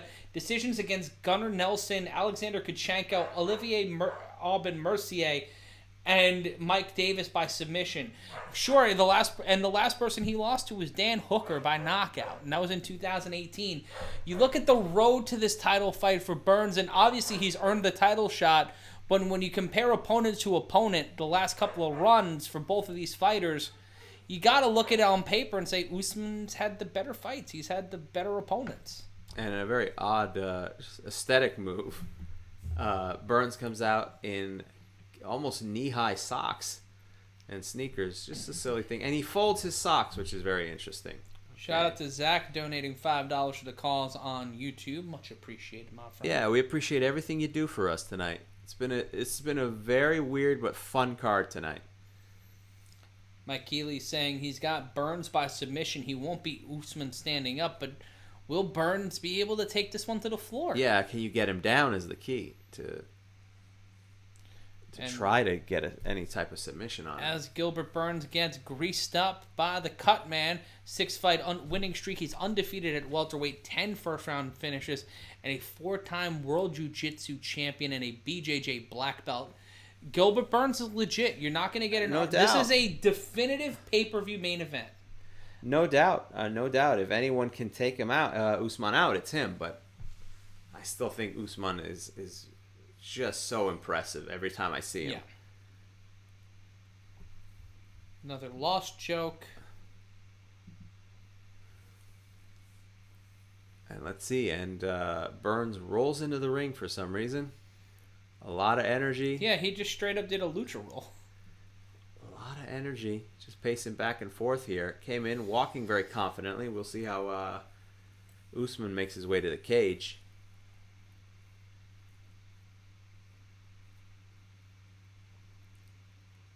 There's a lot going on. A lot of dancing back and forth from Burns. He is ready for this. There's a lot of energy there for Gilbert Burns.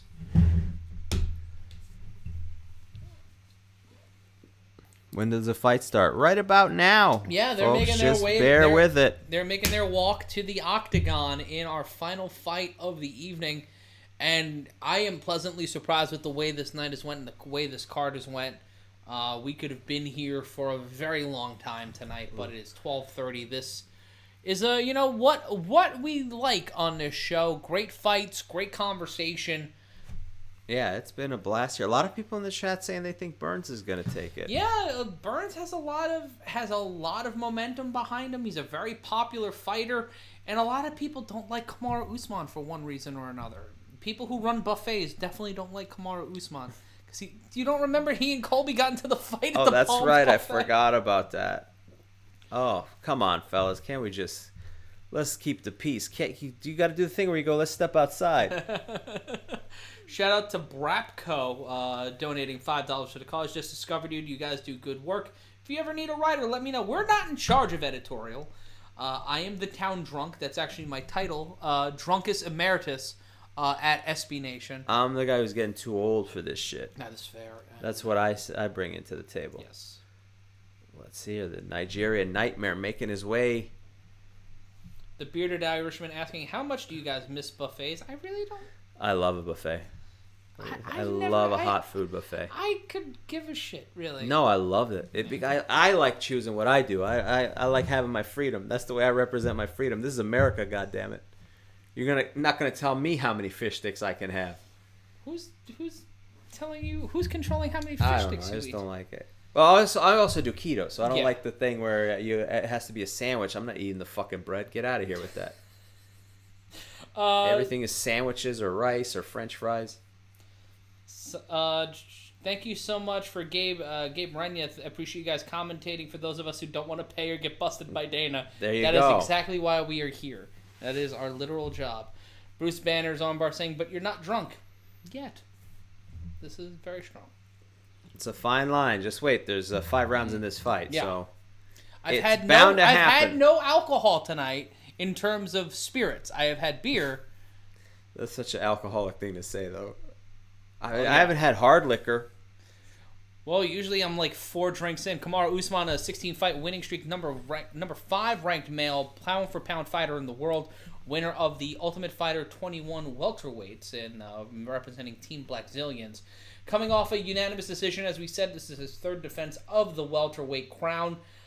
When it comes to fights, he's never been knocked out, never lost a decision. He's 9-0 when it goes to the scorecards, while Burns is 5-1. He's never been submitted, but Burns has been knocked out once, but he's knocked out 6 different opponents. Well, as Usman makes his way into the octagon, stops for a second to meditate before he finally steps foot.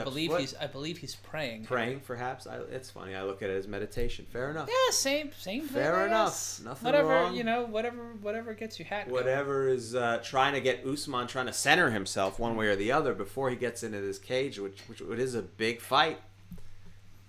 Shout out to Sharon Kinzer. My husband and I found you for the last fight and absolutely loved it. You guys do an amazing job. Thank you. Can I tip? Of course you can. Just down, there's a little $sign button. Let's take a look at the tail of the tape really quick. Burns 34, Usman 33. Usman with the height advantage, standing at 6 feet to the 5'10 of Burns. Both men walking in at 170 pounds. Usman with a 5-inch reach advantage, 76 inches to 71 for Burns. Not Frank Burns. Or Monty Burns. No. Anyhow, Bruce Buffer, who would win a fight, Frank Burns or Monty Burns? In their prime. In their prime, I'd still go Frank Burns. Neither of them can fight. I guess Frank Burns is technically he's got the Army. Size. Frank Burns has the size, and he's got hot lips in his corner. That's true. Hot Lips Houlihan. Shout out to MASH. If you haven't seen it, if you haven't heard of it. It's on Hulu. Is it? All of it's on Hulu. God damn. All 11 seasons. The cover of war that only lasted, 5? Something like that? 3 years? It lasted 3 years. It's a great show, guys. Yeah, it's a great show.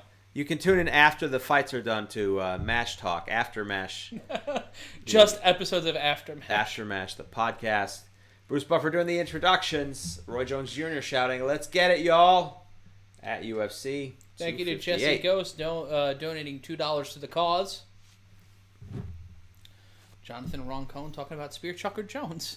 Oh, yeah, the character on MASH. In the movie and only in the first season of the TV show. A couple episodes. I think I have watched MASH all the way through 15 times in my life. Okay, and that's a good goal to have. Have you moved on from a show? What other show? You like to binge watch an entire series a lot of the time. I'm rewatching Fargo and I'm rewatching The Sopranos right now. Okay. I feel like The Sopranos is an annual pilgrimage for you. Yeah. It's I'm bored and it's either that or The West Wing, so... I'm tempted to rewatch Breaking Bad again, but I just remember how disgusted I felt by the time that show was done.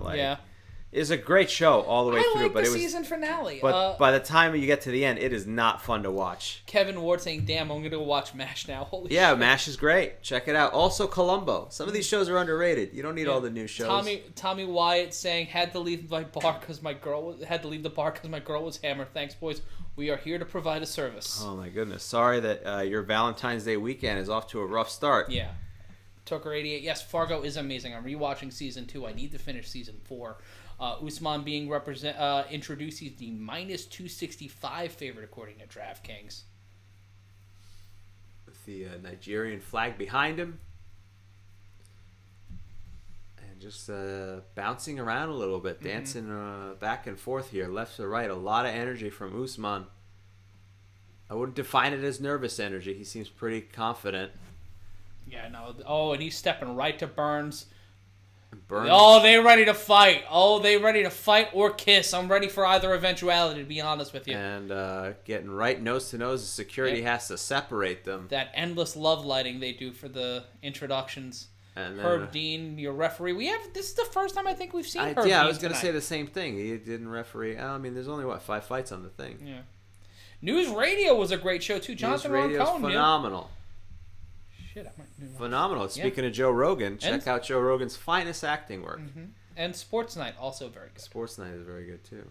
Even though I'm not usually an Aaron Sorkin guy, but we can get into that on another time as we're about to start this fight. Shout out to Mike B donating $4.99 and Burns stepping in with a right hand to start things off. Sharon Kinzer donating $4.99 to the cause.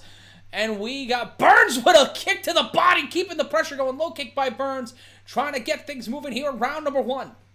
Burns comes out on fire here, but both fighters back and forth now, and back in the center, bouncing back and forth here. Another kick by Burns. Left-right combination followed up by that kick by Burns.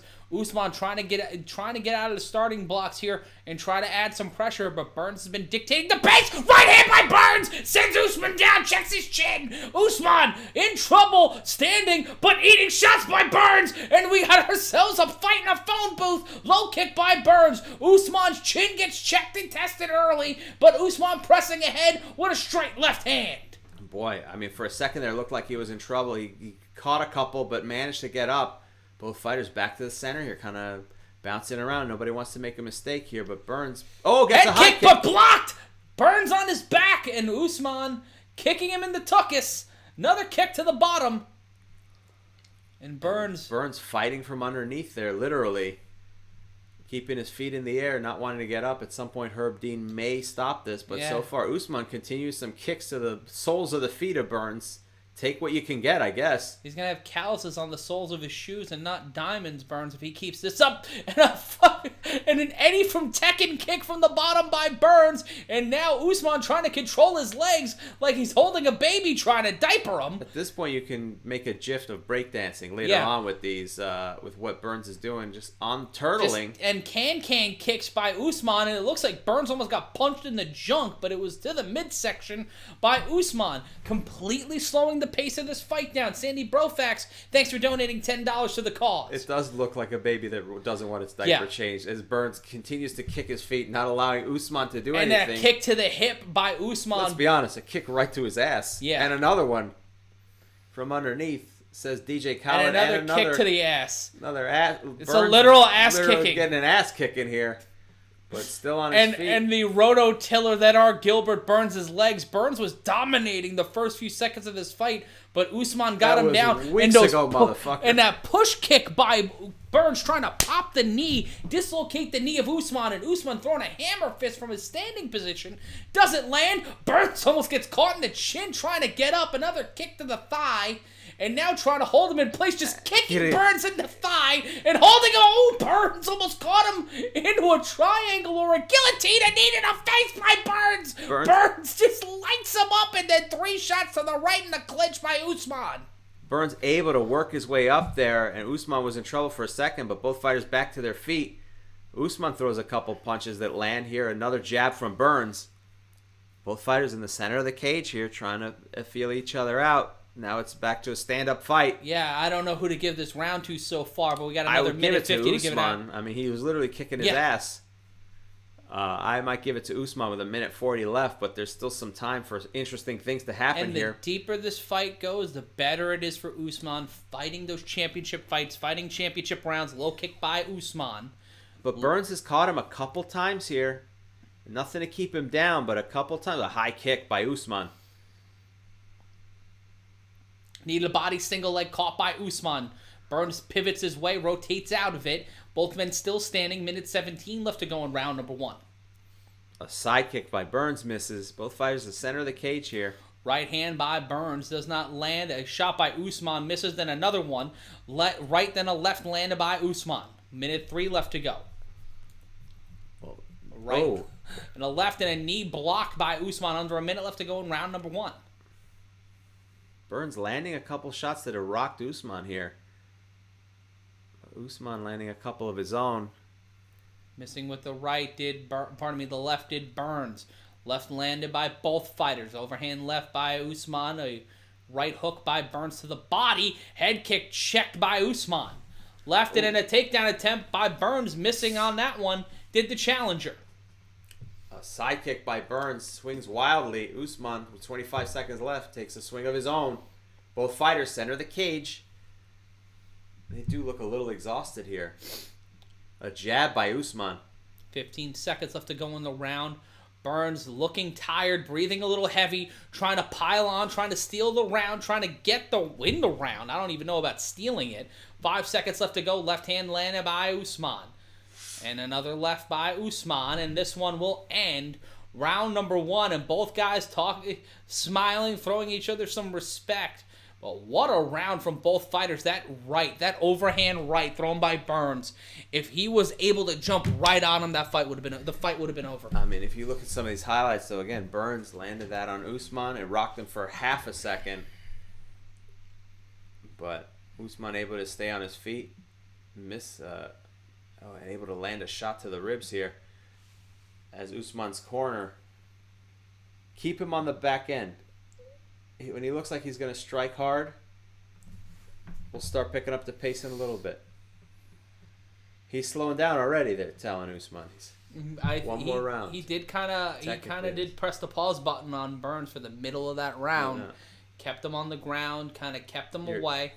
You're a champion because you're jab, baby. You're a champion because you're jab. So some advice from Usman's corner. And Burns breathing a little heavy, looking he does tired. Look tired. Usman looks slightly tired, but ready to go. He's not selling it, though. Yeah. But Burns is immediately breathing heavy. For a right hand. He's breathing heavy here, but he's maintaining center control of this cage.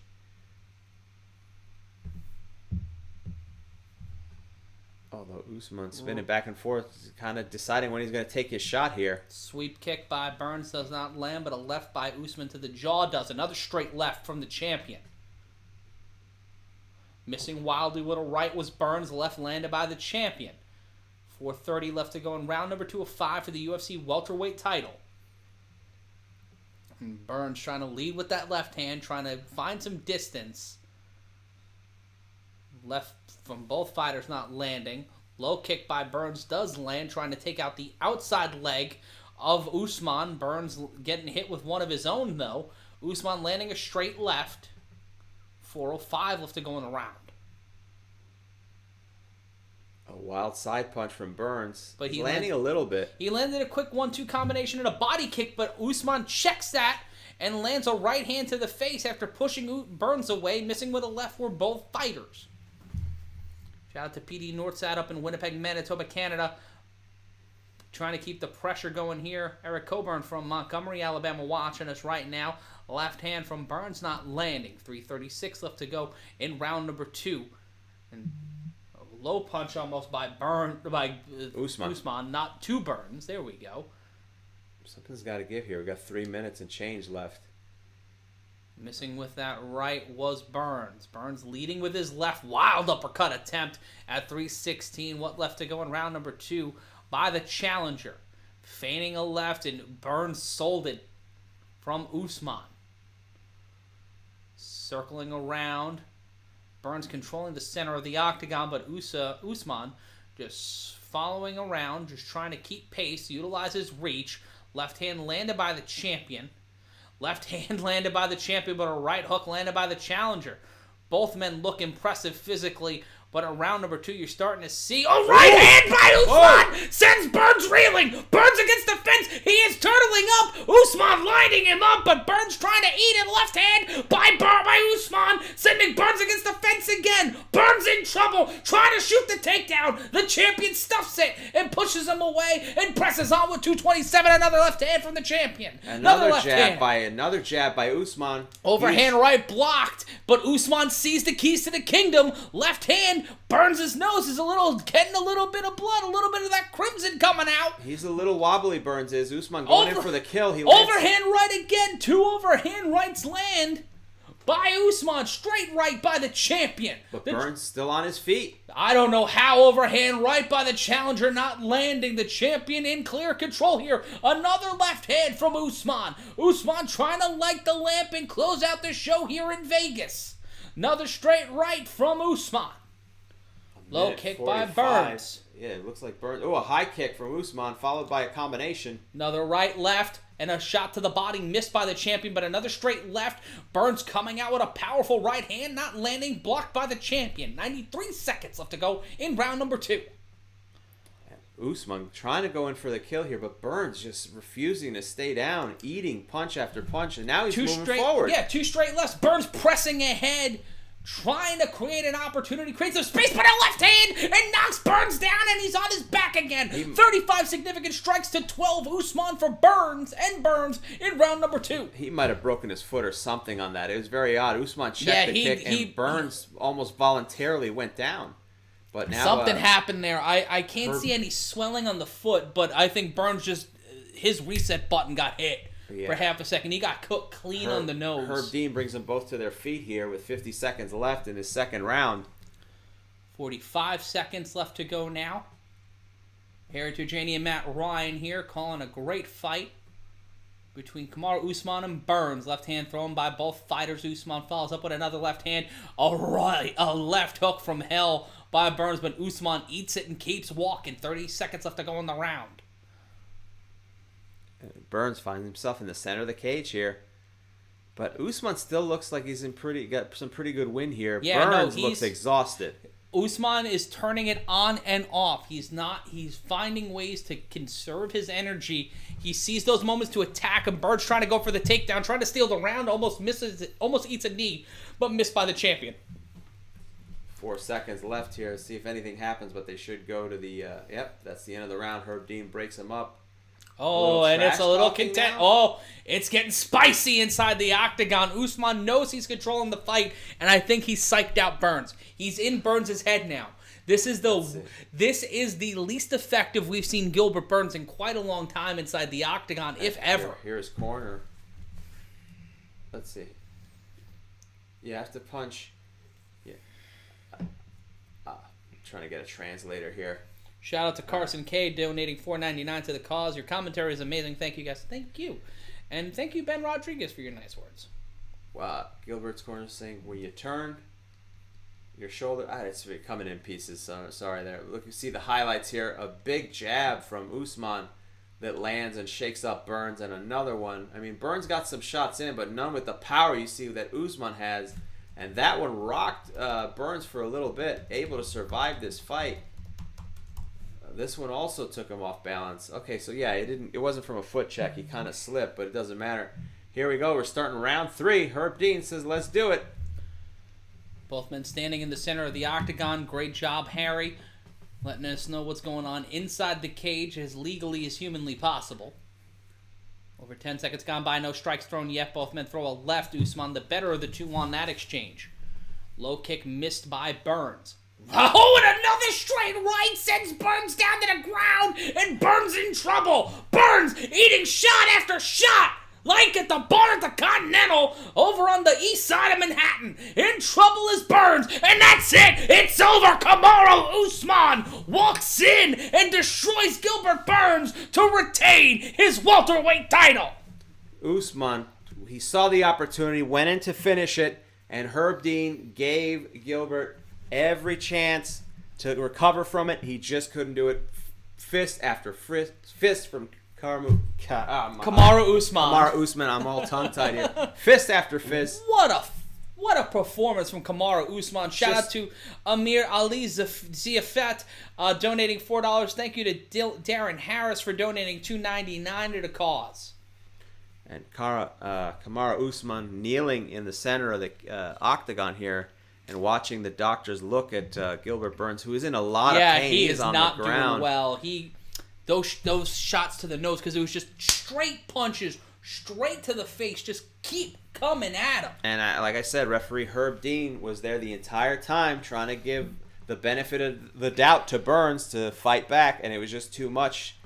And Usman was very methodical with the strikes. A lot of power, but was not going crazy, waiting for his opportunity, and when it happened, he capitalized. It was a pressure gauge. Yeah. He knew when to turn it on. He knew when to turn it off. He was able to be hyper-aggressive when he needed to, and he saw his openings, and he knew over the pace of the fight, he was able to land those straight shots, and you can see Burns' face tells an entire story there. The sadness, the anger, the frustration of losing in this big moment, and then just the swelling and the blood. I think his nose is broken, Harry. I think that's I wouldn't doubt that. I mean, just finally regrouping and Kamaru Usman. What's going on with me? This has been a long night. It's 1 o'clock in the morning. Yeah, it's been a long night, but Usman finally getting up, showing his respect, making sure that Burns was okay. If you see the highlights here, jab after jab, and they were powerful too. Yeah, that's straight right to finish the fight. John Bennett, thank you so much for donating $5 to the cause. And then as soon as Burns went down, Usman pounced on top of him, and you can see Herb Dean right there. to see the second that Burns was no longer able to fight back, Dean stopped it. And Kamaru Usman goes to 18-1, rightfully excited about his victory here. And let's hear what he has to say with Joe Rogan in a shout out to SBC donating $4.99 to the cause. Best commentary. Thanks. Thank you. Thank you so much. Arbor X donating $2 and $2.29 in euros, so €2.29. I don't even know. Nice. The left guy is Masvidal. Please come back to the UFC. So they think you're Jorge Masvidal. Oh, Jorge Masvidal. Yeah. Listen, I'll take that at this point. It's better than Josh Gad. Mike Schmeling saying, "Harry, go to bed." Oh yeah, am I visibly tired? It's been a long night. I don't know and you what. got a flight tomorrow too. I do. Thank you, Mike, for your nice words. And Usman is not. He is very emotional right now. He's crying almost. I think for him to beat someone who's so close to him in such a way. Yeah, we forgot. Yeah, it's his training partner. Yeah. And a great moment for Kamaru Usman, his third defense of his UFC welterweight title. What a night and what a win for Kamaru Usman. And you can see that love and respect from Gilbert Burns. The tears openly crying from Gilbert Burns. Disappointment. A lot of emotions here as the two embrace here currently. And he ties with George St. Pierre for the most consecutive wins in UFC history. Wow. Usman giving some words of encouragement. Just took 34 seconds into round 3. And Gilbert Burns should not feel deterred by that. I mean, that was still a great performance, but, Usman was just too strong, too methodical, yeah. a great discipline, patience. He had the right strategy. He's a champion, and he's a world champion, and he proved it. Like, Kamaru Usman may be one of the most untouchable fighters in the world right now. Yeah, it's a very competitive here, and some of the commentary they're still talking as you can see Gilbert Burns is very frustrated, just weeping. He is just weeping openly here with his corner. Wow, yeah. I don't think he's ever been that definitively beaten before, and it's a rough go of it. That's a rough road. And he's tied now for the second longest winning streak in UFC history with 13. He is tied with George St. Pierre and now behind only one man, Anderson Silva. And Usman saying something to Dana White. To Rogan maybe on the way out. We'll see what it is. He's gonna talk to Rogan in a. Yeah. Put some respect on my name. That might have been it. Usman saying that he's the varsity guy. Huh. Chris Cruz donating $2.99 to the cause. Thank you. King James, stop the androgynous crap. What the fuck does that even mean? What does that mean? I don't know. It's because we have long hair? I guess. Nary a goddamn clue. Who is City P? Thank you guys for this. Thank you for joining us. And I think we wouldn't be able to do this without you preparing guys. For the interview here. Joe Rogan, I am here with the undisputed welterweight champion of the world and still Kamaru Usman. How does that feel, sir? Usman says, this is amazing. This was a tough one.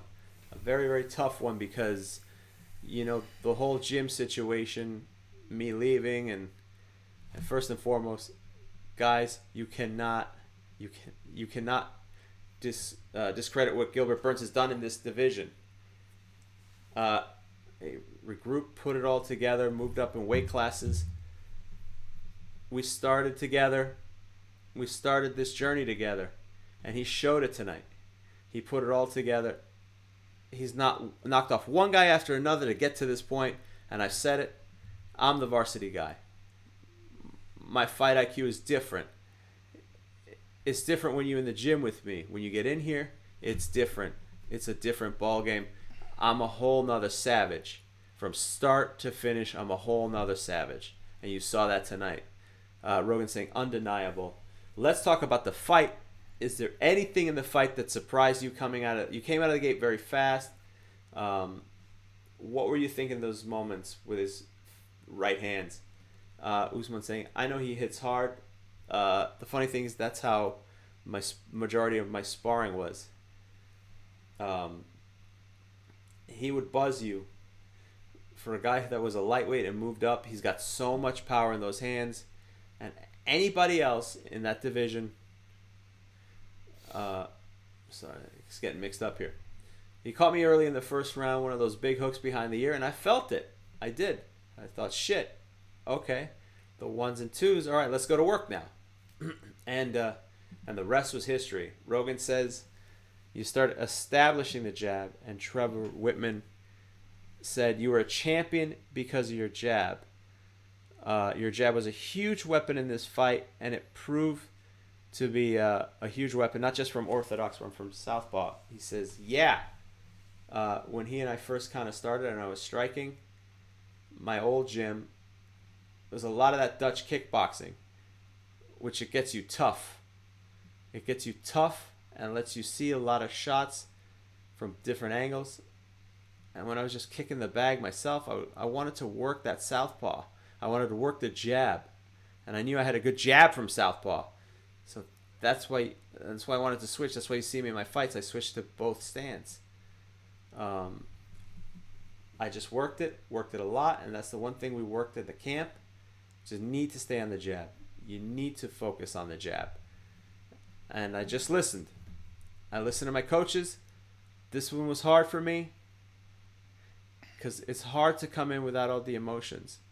Gilbert's a guy that I've known from the start. I love him, and this one was tough. Rogan says, you still met him at the center of the octagon before the fight and got in his face. Why did you do that? It's a little out of character for you. Usman said, this is my cage. I'm the undisputed welterweight champion for a reason. This is my cage.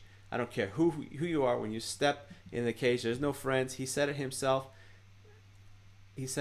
I have something he wants, and he's coming to take it. So when you step into my cage, we have to go to work. So from start to finish, there are no friends in there. There's no friends at all. I had to go in, and I had to do what I needed to do and win this title. Like I said, I am the best on the planet for a reason. Now, everybody else, put some fucking respect on my fucking name. I'm the fucking welterweight champion for a fucking reason, and I'm here to stay. Rogan saying, I know you're hyped up, but I don't think there's anyone not putting respect on your name. Without a doubt, you're one of the greatest fighters in the sport, if not the greatest welterweight of all time. It's an honor calling your fight tonight. Congratulations. Enjoy it. Take it in. And I cannot wait to see you defend your title again.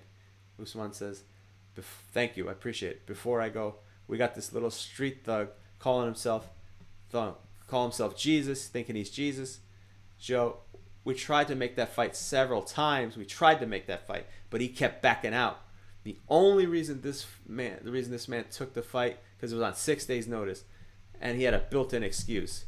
And he's still running his mouth, talking. He broke my nose and stepped in on 6 days. Guess what? It's not done. I'll give you a whole training camp if you sign on that dotted line. Because this time I'm going to finish your ass. That's the fight you want, says Rogan. Another round with Jorge Masvidal. Any one of these fools can get it. Any one of these.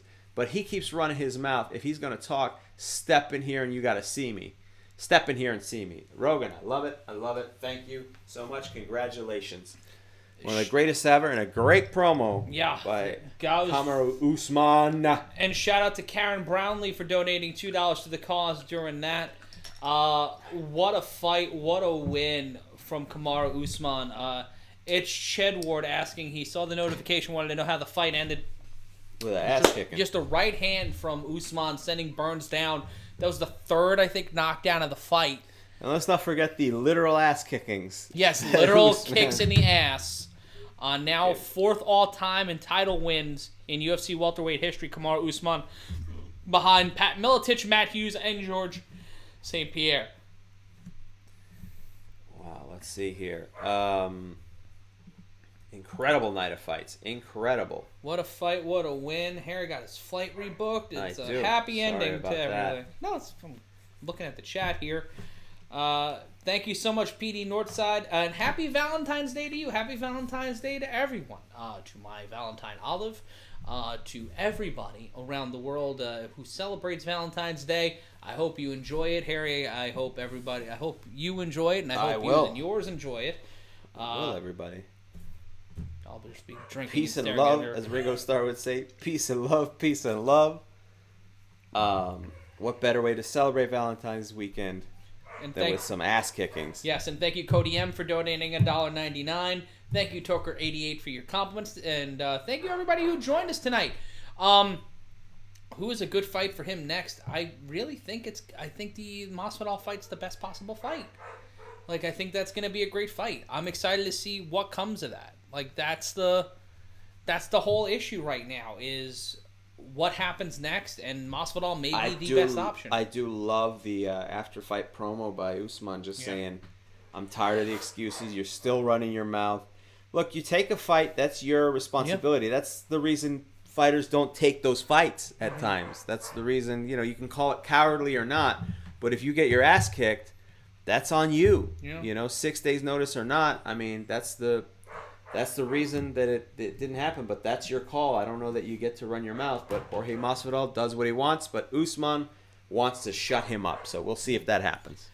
And excited to see that fight. I'm excited for UFC 259. 3 title fights. The return of Amanda Nunes after her wife gave birth to their first child. We have Israel Adesanya moving up to light heavyweight. We've got Peter Yan defending his title.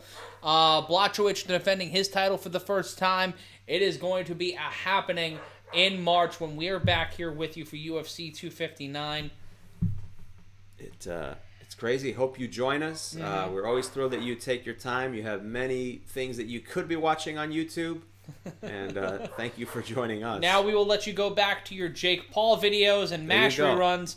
But Harry, looking forward to the next one. And any final thoughts? No, just a really great card that delivered despite the low expectations, because it wasn't a high name value throughout the card, with the exception of the main event. But it turned out to be just a great card, and MMA and UFC delivers again, top to bottom. It was fun to watch. So another card, as Harry said, defied our expectations from the beginning of the night to the end of the night. Kamaru Usman proving that he may in fact be the greatest welterweight of all time, with a definitive win against Gilbert Burns. And the deeper this division gets and the more challengers he faces, the more he'll be able to prove that. But we've got another fight card coming up in March, and it's a big one. We've got Jan Blachowicz defending his UFC light heavyweight title against Israel Adesanya. We've got Amanda Nunes, as I said, returning to action. And we've got Peter Yan defending his title for the first time, I believe, against Aljamain Sterling. That is going to be one hell of a card, and you're going to want to join us on March 6th, I believe, at 9:45 Eastern Time. Be sure to join us early. We go right on the air at 9:45. But Harry, I think it's our time to go. Thank you so much for joining us, everybody here. Thank you for everybody in the chat. Just trying to make sure if anybody's got anything else to say. Just like and subscribe. If you enjoyed what we do, please like and subscribe to us. Check out my stuff at Harry Terjanian, all my social media and my stand-up, and my podcast, Man School 202. Please subscribe. Follow me on Twitter at MRyanConsulting. Follow Olive on Instagram at Olive the Fat Baby. Shout out to Stephanie Sotilli being masterful in moderating our chat tonight over at Combat Culture. Follow her on Twitter at Steph Sotilli. You can follow her on TikTok at God's Unwanted Daughter. And follow Olive again, Olive the Fat Baby, on Instagram. Until then, Harry, you're Harry Terjanian. I'm Matt Ryan. Follow us on Twitter. Thank you so much for all of you for joining us. Until next time, we're going to say so long.